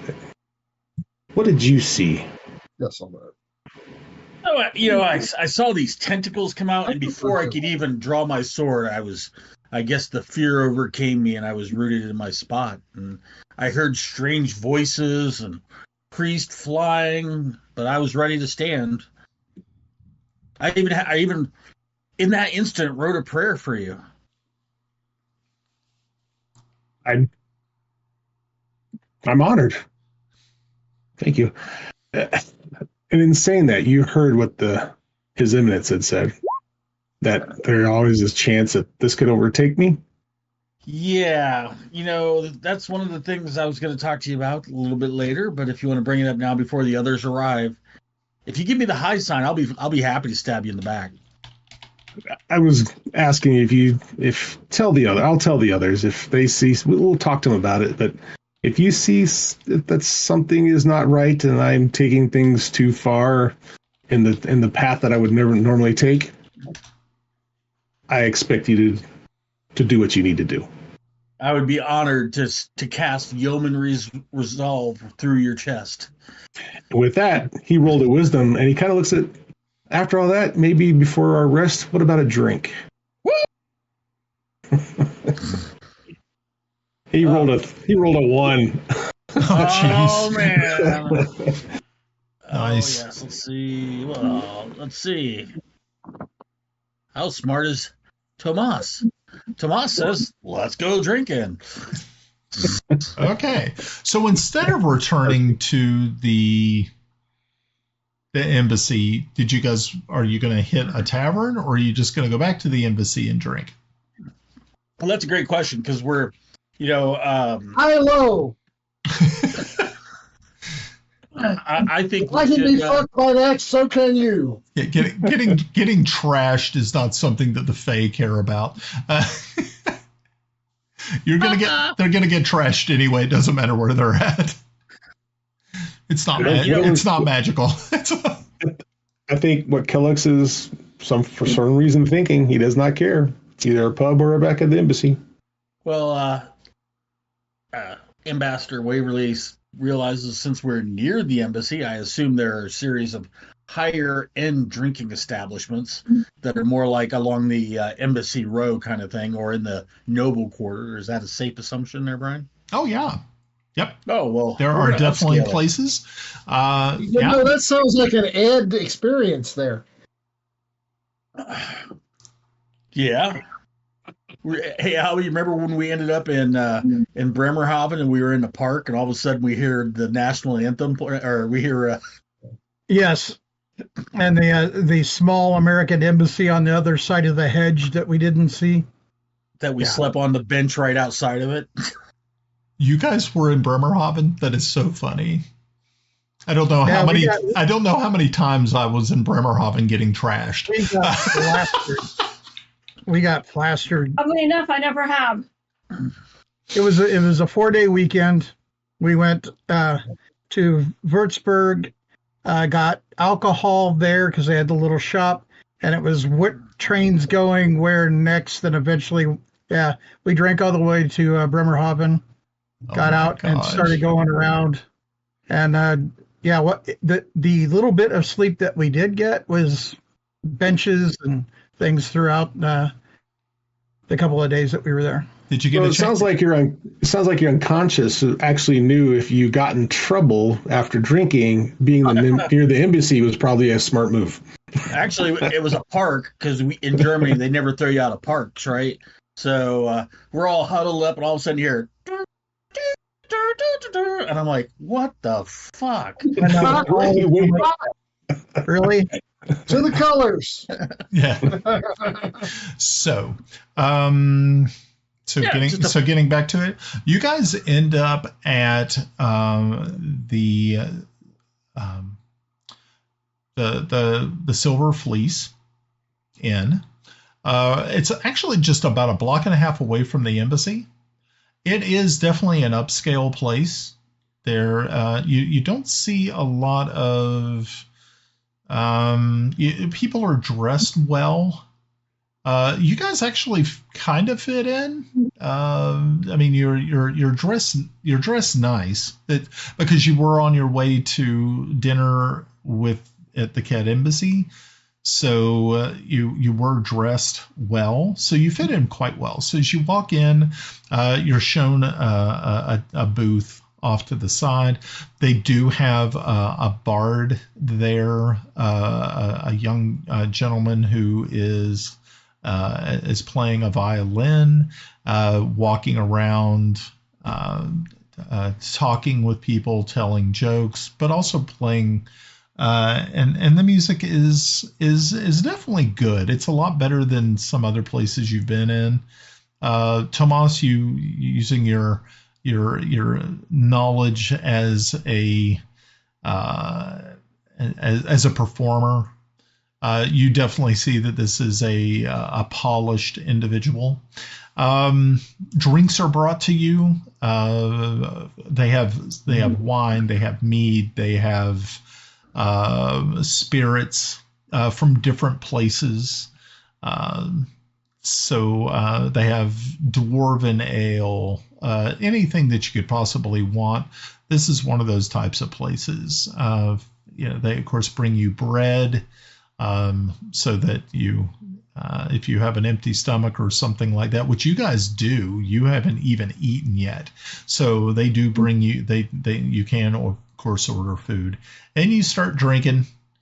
Is there anything else you wanted to do while you were sitting here enjoying yourself? The place is warm, but not too warm.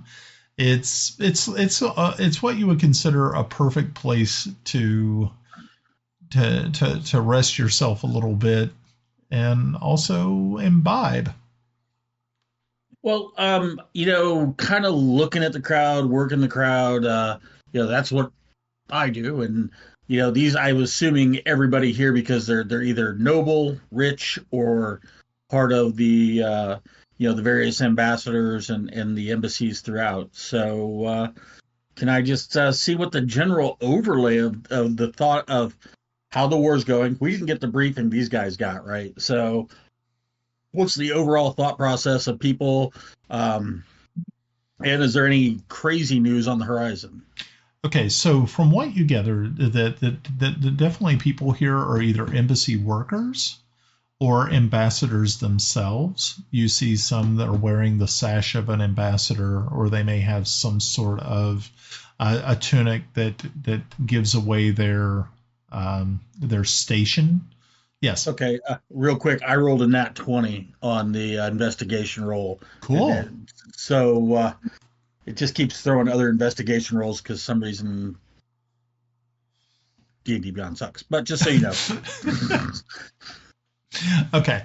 So you are you're overhearing other people's conversations.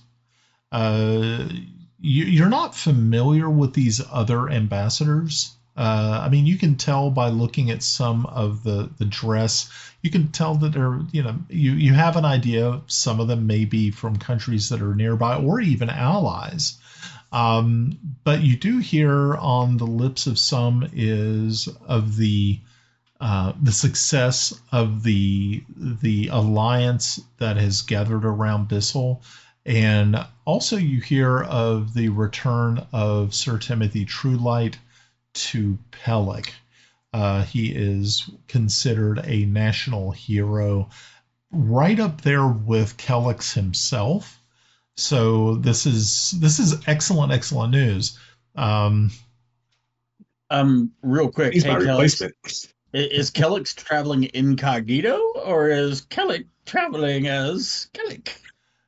Well, Kelex is not a master of disguise in any way, shape, or form. So no. He's not very stealthy either. So you do, every once in a while, you do have people that come up to your table and will have bought a round of drinks for you, both of you. So, you can tell some of these people are definitely allies. So after a while, you're not even paying for drinks anymore. You are getting trashed by allies. So that's kind of nice. I was like, another wisdom check. Okay. It gets a little better, but not much. Yeah, well, shit, didn't realize making wisdom checks. Being a good representative of our country, I will take their drinks happily. Okay. So yeah, after a while, so Tomas, you're trying to keep you're more kind of there to do a fact finding, trying to listen. So you're not keeping up with Kelex. Kelex he's fighting something, and he's trying to kill it with alcohol. And you know what it is because you saw it happen. So you're kind of keeping an ear to the ground, keeping an eye out. Kelex is not. He's trying to find a little bit of peace at the bottom of a tankard. Put a little bit of salt in this beer to help fight the tentacles. You want to tempt the tentacles? Come on out, boys. Come on out. Yeah, I am keeping a windward eye his way, but I realize he needs to drink. I'm gonna do a song for Heironious for him, perform. And by the way, do I recognize the other bard? No, you don't. You've never met him before. And you said he was good, huh? Yeah. He seems very what you would consider pretty accomplished. He's sawing on a fiddle and playing it hot, so to speak. Little devil went down to Georgia. He was looking for a soul steel. All right. Well, let's see. I'll wait till he gets a brim, and I'll do a song about the bravery of Sir Kelex and how the blessings of Heironious fall upon him. Okay. Give me a performance check. Damn. Jeez, dude. Another round. For some reason. I don't know. Well, I got to look at it like this. Let's say you did 3 sets. The other bard joins in, and you just end up murdering the entire night, just making it happen to a point where they put a hat out for you, and you end up splitting the proceeds with the other bard. You end up walking away with 25 gold pieces. Oh, I leave it to the other bard. I end with Stairway to Heaven, because that's always a crowd pleaser. There's somebody in the back yelling, "Free bird! Free bird!" I say, nope. We might be flying later, and I'm not going to tempt fate. Okay, very good. So, nice. So you guys have done that. People back at the Citadel, what are you doing? Yarn, of course, you can do whatever you want. This is your office / home, so to speak, home away from home. Everybody else, though, I'm not sure what you had planned. Raven, well, if they want to crash in the office, they're more than welcome to, but I would suggest they go back to the embassy. Yeah. I think that we need to get Ela back to the embassy. Right. Okay. Now, while they're doing that, I go down to the information desk again. Okay. Back to the information kiosk. Okay. Yep. What are you asking? First off, I put 20 gold pieces on the table, on the counter. Okay. I need a personal service. I don't think you could get a woman at this time. I wasn't looking for a woman. Damn it, woman! Stop. I don't think you get a little boy this time of night. What I'm doing is I'm bribing the shit out of these guys. Okay. So they look at each other, these 2 apprentices, and because Master Yarn, what is it that you're? Can you be a little bit more specific, please? Yes. The easy one is I need the material components for a secret chest spell. Oh, of course. Yes, we can get those for you. With the caveat of the smaller chest, the replica, be small enough to be swallowed. Oh, that's interesting. Sure, we can get you the supplies you need. Yes. Yes. The second, and this is where the money comes in, I want a staff of power. I will be willing to pay for a staff of power. I will be willing to pay those that help me find a staff of power. You see both of them kind of wince a little bit when you say staff of power, and they're like, I understand. It's one of those rare things. However, they are in a better position than I to figure out where it can come from.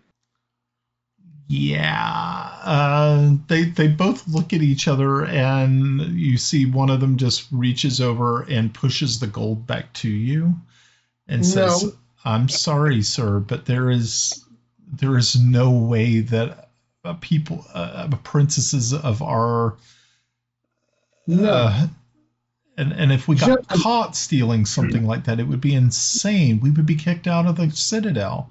I want to be a wizard. Gentlemen, listen to me very carefully. Yes. This money here is not for results. This is for your time. This is for your attention. Please take it. Now, if you happen to find, hear, come across anything that could satisfy that requirement, please let me know. Of course, Master Yarn. We will definitely let you know if we find anything. All right. And now, I don't expect anything out of that. However, here's my thought process. Mm-hmm. Number one, they are in the know more than I am at this point in this area. Yeah, you're still kind of new. You haven't. Yeah. They have just been paid for doing nothing. They will talk because that's what apprentices do. True. And at this point, it's kind of like, and I told them that I would pay whatever to get to have that information. Okay, so they agree. Okay, very good. Okay. I'm not expecting results at this point. I'm expecting information, or later, when I have an additional request, is they will be more attentive. Not that they haven't been attentive now, right. But yeah, exactly. Okay, they get it. You should get them as your apprentices there, Yarn. That's the next step. If it comes down to it, the person that brings me a staff of power will be my apprentice. Whether they want to be or not, they don't have a job. Why don't they just hit you with the staff of power and take your shit? That's what I'd do. There's that. Well, number one, you got to attune to it. Number two. Yeah, but you can tune a piano, but you can't tune a fish. Power is a wonderful thing. Okay, so very good. All right, so the rest of you are escorting Princess Ela back to the Ket Embassy, correct? Yes. What's our story? Okay, so as you all are walking down Embassy Row, about a block and a half away, you hear the sounds of a lute, and you hear the sounds of coming from an interesting tavern not too far away, and make a perception check.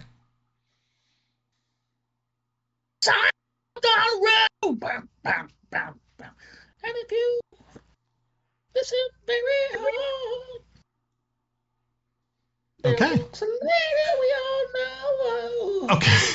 So, as you all are walking by the Silver Fleece Inn and Tavern, you hear the dulcet tones of one bard, obviously being accompanied by a second, and you can hear the voice of Lord Tomas reaching past the open door of this establishment. He's even got his Jimmy Page codpiece on. Oh, Lord. Okay, wasn't ready for that, but okay. Twice nothing is still nothing, Ed. Okay. So, of course, you have an option. You can ignore it, or you can continue on. That is totally up to you as you look around at each other, realizing what you're hearing. For the record, it's a good performance. Yeah, I mean, you did really good. Matter of fact, it was a 22. If you all may forgive me just a moment, I'll be right back. Okay. I'm going to run into the establishment. Okay. So as you run in, you see that the place is pretty packed. It seems that everybody is definitely enjoying the performance. You see Lord Tomas is up on stage, like a center aisle sort of thing, with another bard, and they are doing the Stairway to Heaven. You look over, as you look around, you spot you realize it's definitely Kelex. Kelex, I need you to give me one more wisdom, or actually give me a Constitution save real quick. I want to see if you're still up. A save? Okay. Yeah, do a save. Oh, wow. Okay, he's actually still conscious. So that's really, really good. You can see that he has turned up another flagon of mead, and it looks as though he is feeling no pain, but he does not see you immediately. What are you doing? I'm going to walk up behind him and just, hey, Kelex. Okay, so Kelex, you turn and you see that Timble is standing there. Timble. Oh yeah, and you're messed up. So you go right ahead and play that up. Timble, my friend. I try to give Timble a hug. Oh God. A 6'4" guy trying to give us. It looks like you're trying to abduct him. Give him a hug back. I love you, man. Hey, Turkey, gotta go.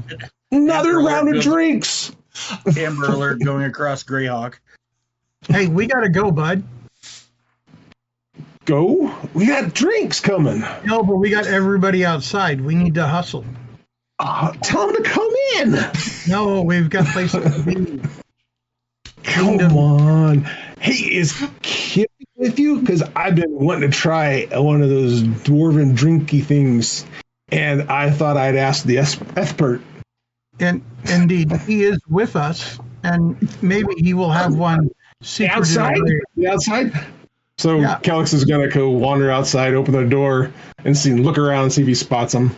Oh yeah, they're actually waiting outside as they see you kind of just push past the door and be like leaning up against the door jamb, trying to keep yourself from falling down. Take it away. Guys, my friends, come in. We're having a party. Drink. Come on.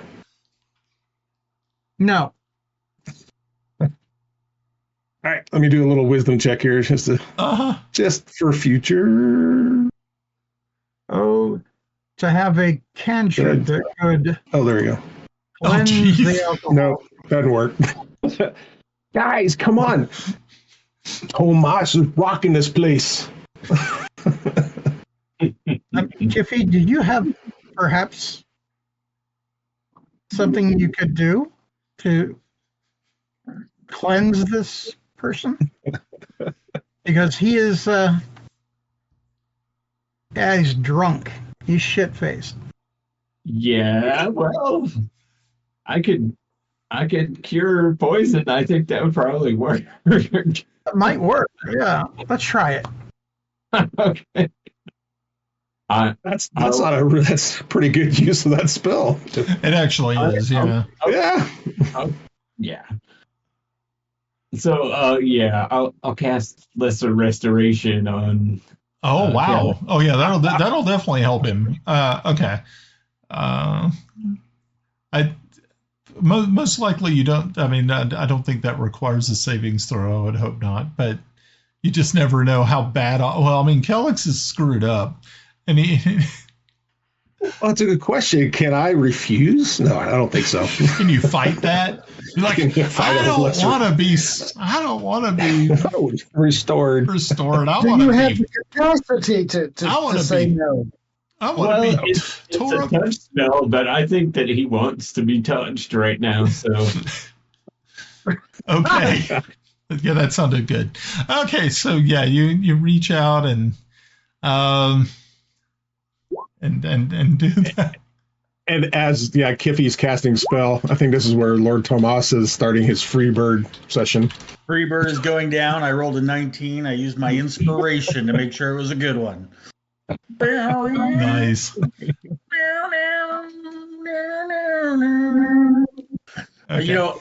You know, Kiffi, my next encore is Slow Ride, and you can kiss my ass. Okay, now that you're a little more with it, I'll introduce you to Lady Raven, and then say that we do have the Princess Ela here that we need to return to her embassy. Okay. So yeah, as you see, Kelex is,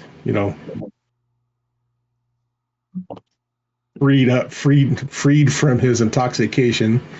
You can see that he's it's like sudden sober, right? And then you can also realize that he's just not too happy with it. He was okay where he was at, but we can get you there again.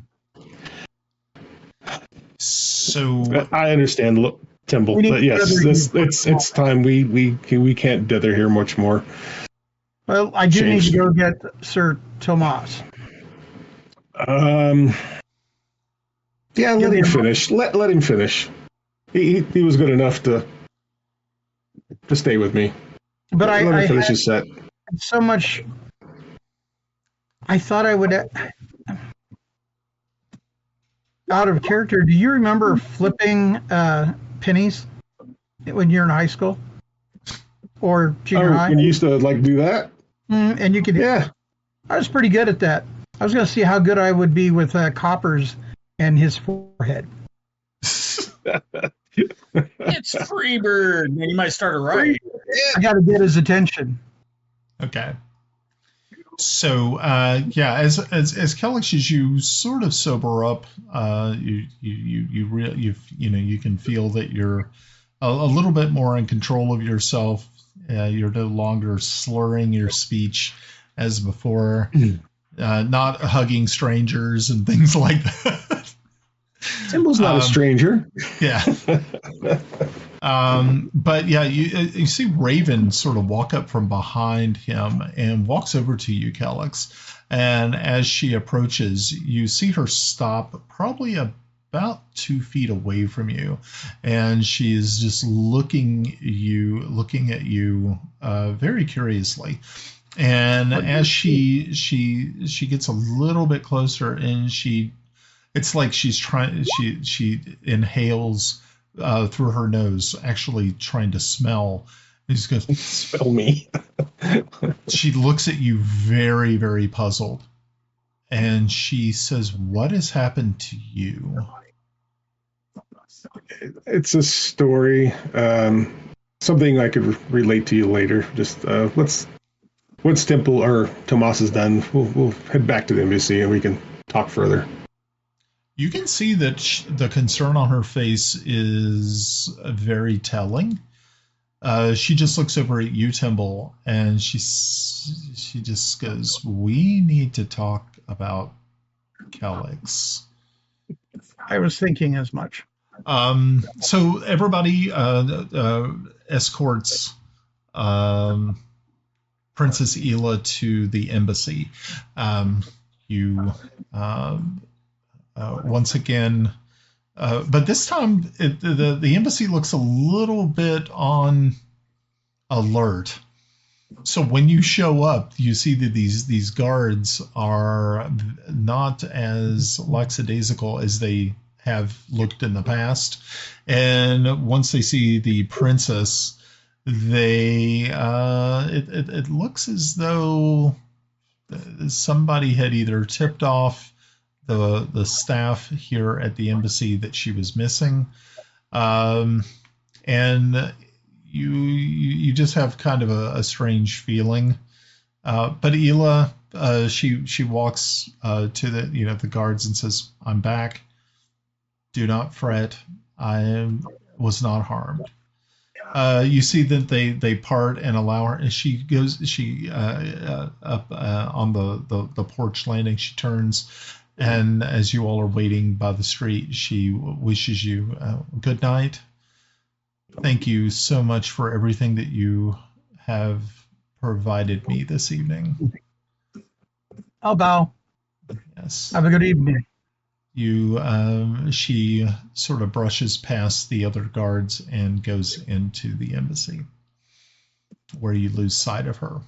So, you all are standing out on the road, probably about a block away from the embassy of Bissell. Grenna, you had your hand up.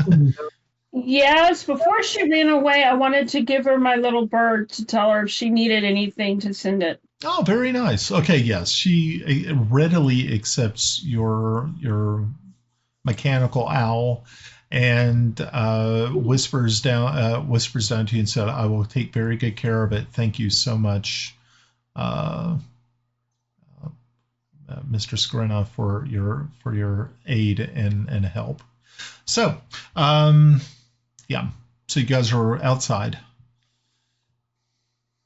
Well, shall we? Are we going to break up to our various places of rest, or are we still needing to talk about a few things? Well, I think. Did the guards realize that she wasn't in the building? Yeah, they knew something was up. Okay. Well, say Yarn is already back at his place. I think the rest of you are staying at the embassy, so you would probably head back towards there. The only person who isn't is Raven, and most likely she just says, well, I say, where are you staying? Said, actually, I was planning on returning home. I am ready to go, but I do believe that we need to talk. Yeah, we can go someplace and talk. Yeah, let's do that.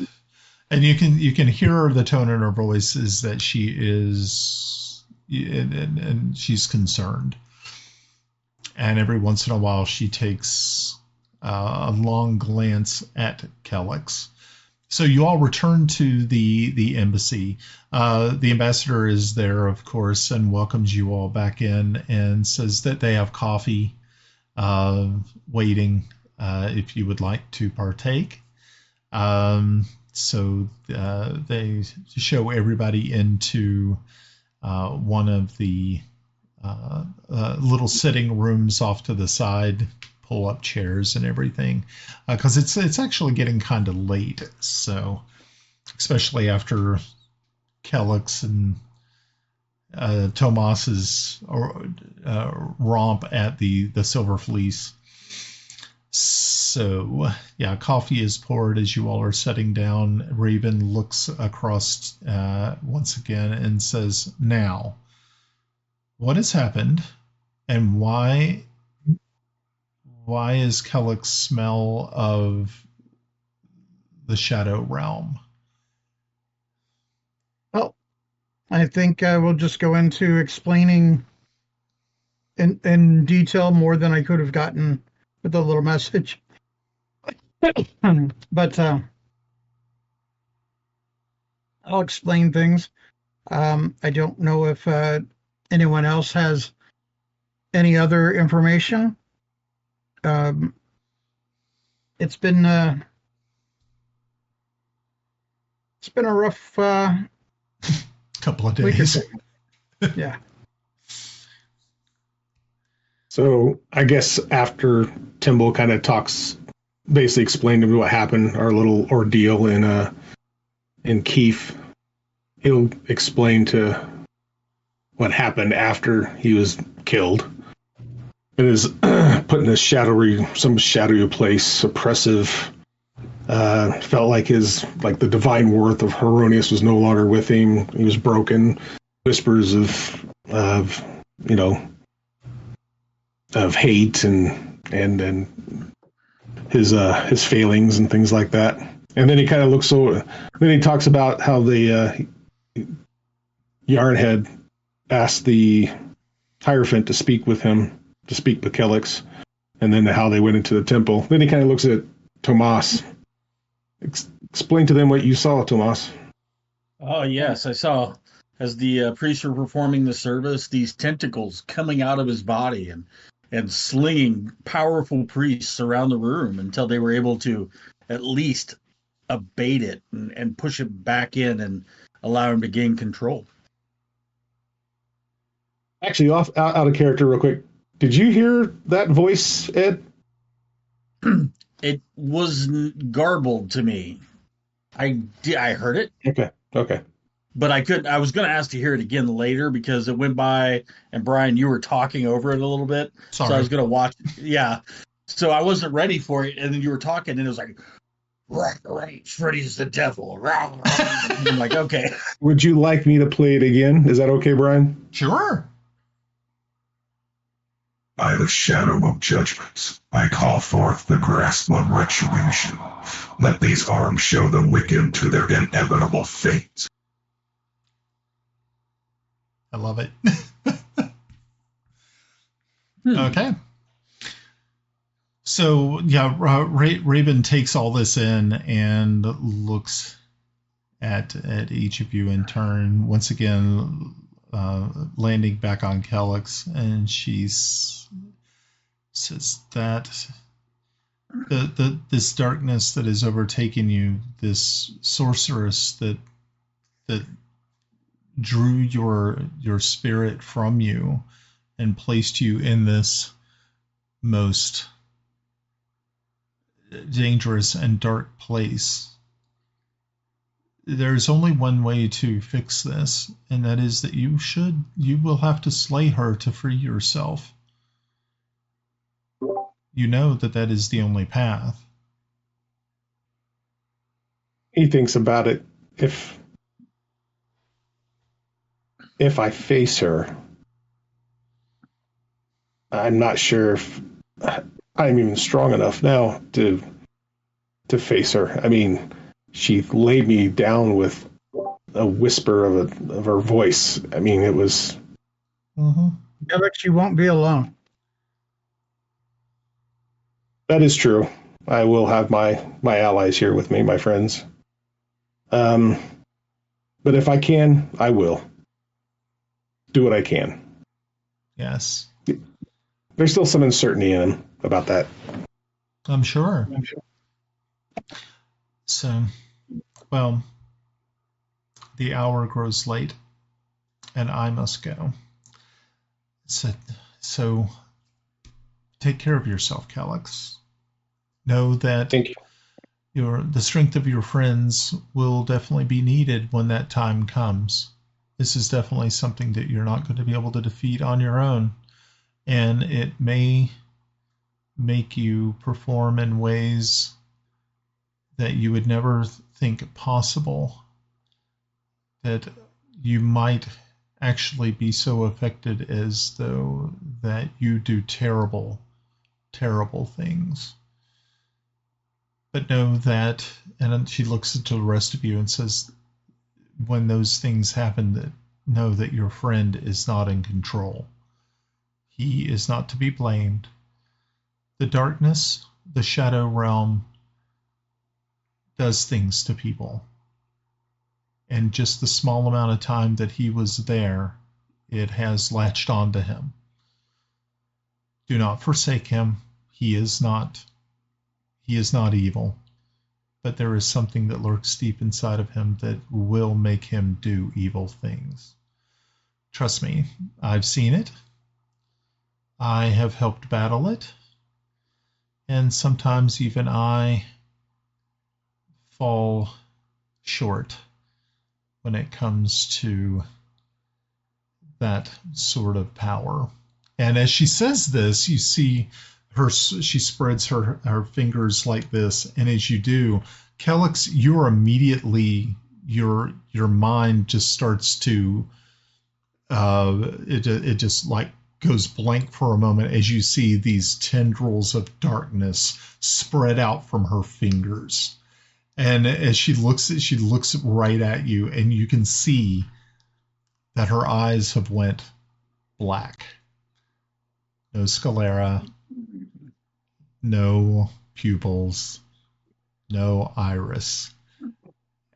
And as soon as she brings her hands together with a clap, and everything is once again just as you would expect.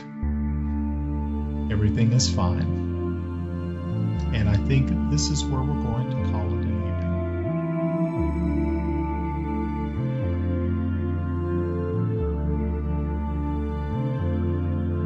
The Mystic Syndicate podcast is the creation of independent producer and host Brian Anderson. Our players are Ed as Sir Thomas Waverly, Mike G. Pav as Sir Kelex Zelenen, Melinda as Grenna Babbleboots, Russ as Járngrímur, Mike as Kiffi Blackhammer, and Glenn as Timble Snivenblaven. You can visit our podcast page at tmsyndice.podbean.com. You can also leave a comment and subscribe to our X page at tmsynd. You can also watch our live shows on YouTube at www.youtube.com at The Mystic Syndicate 1473.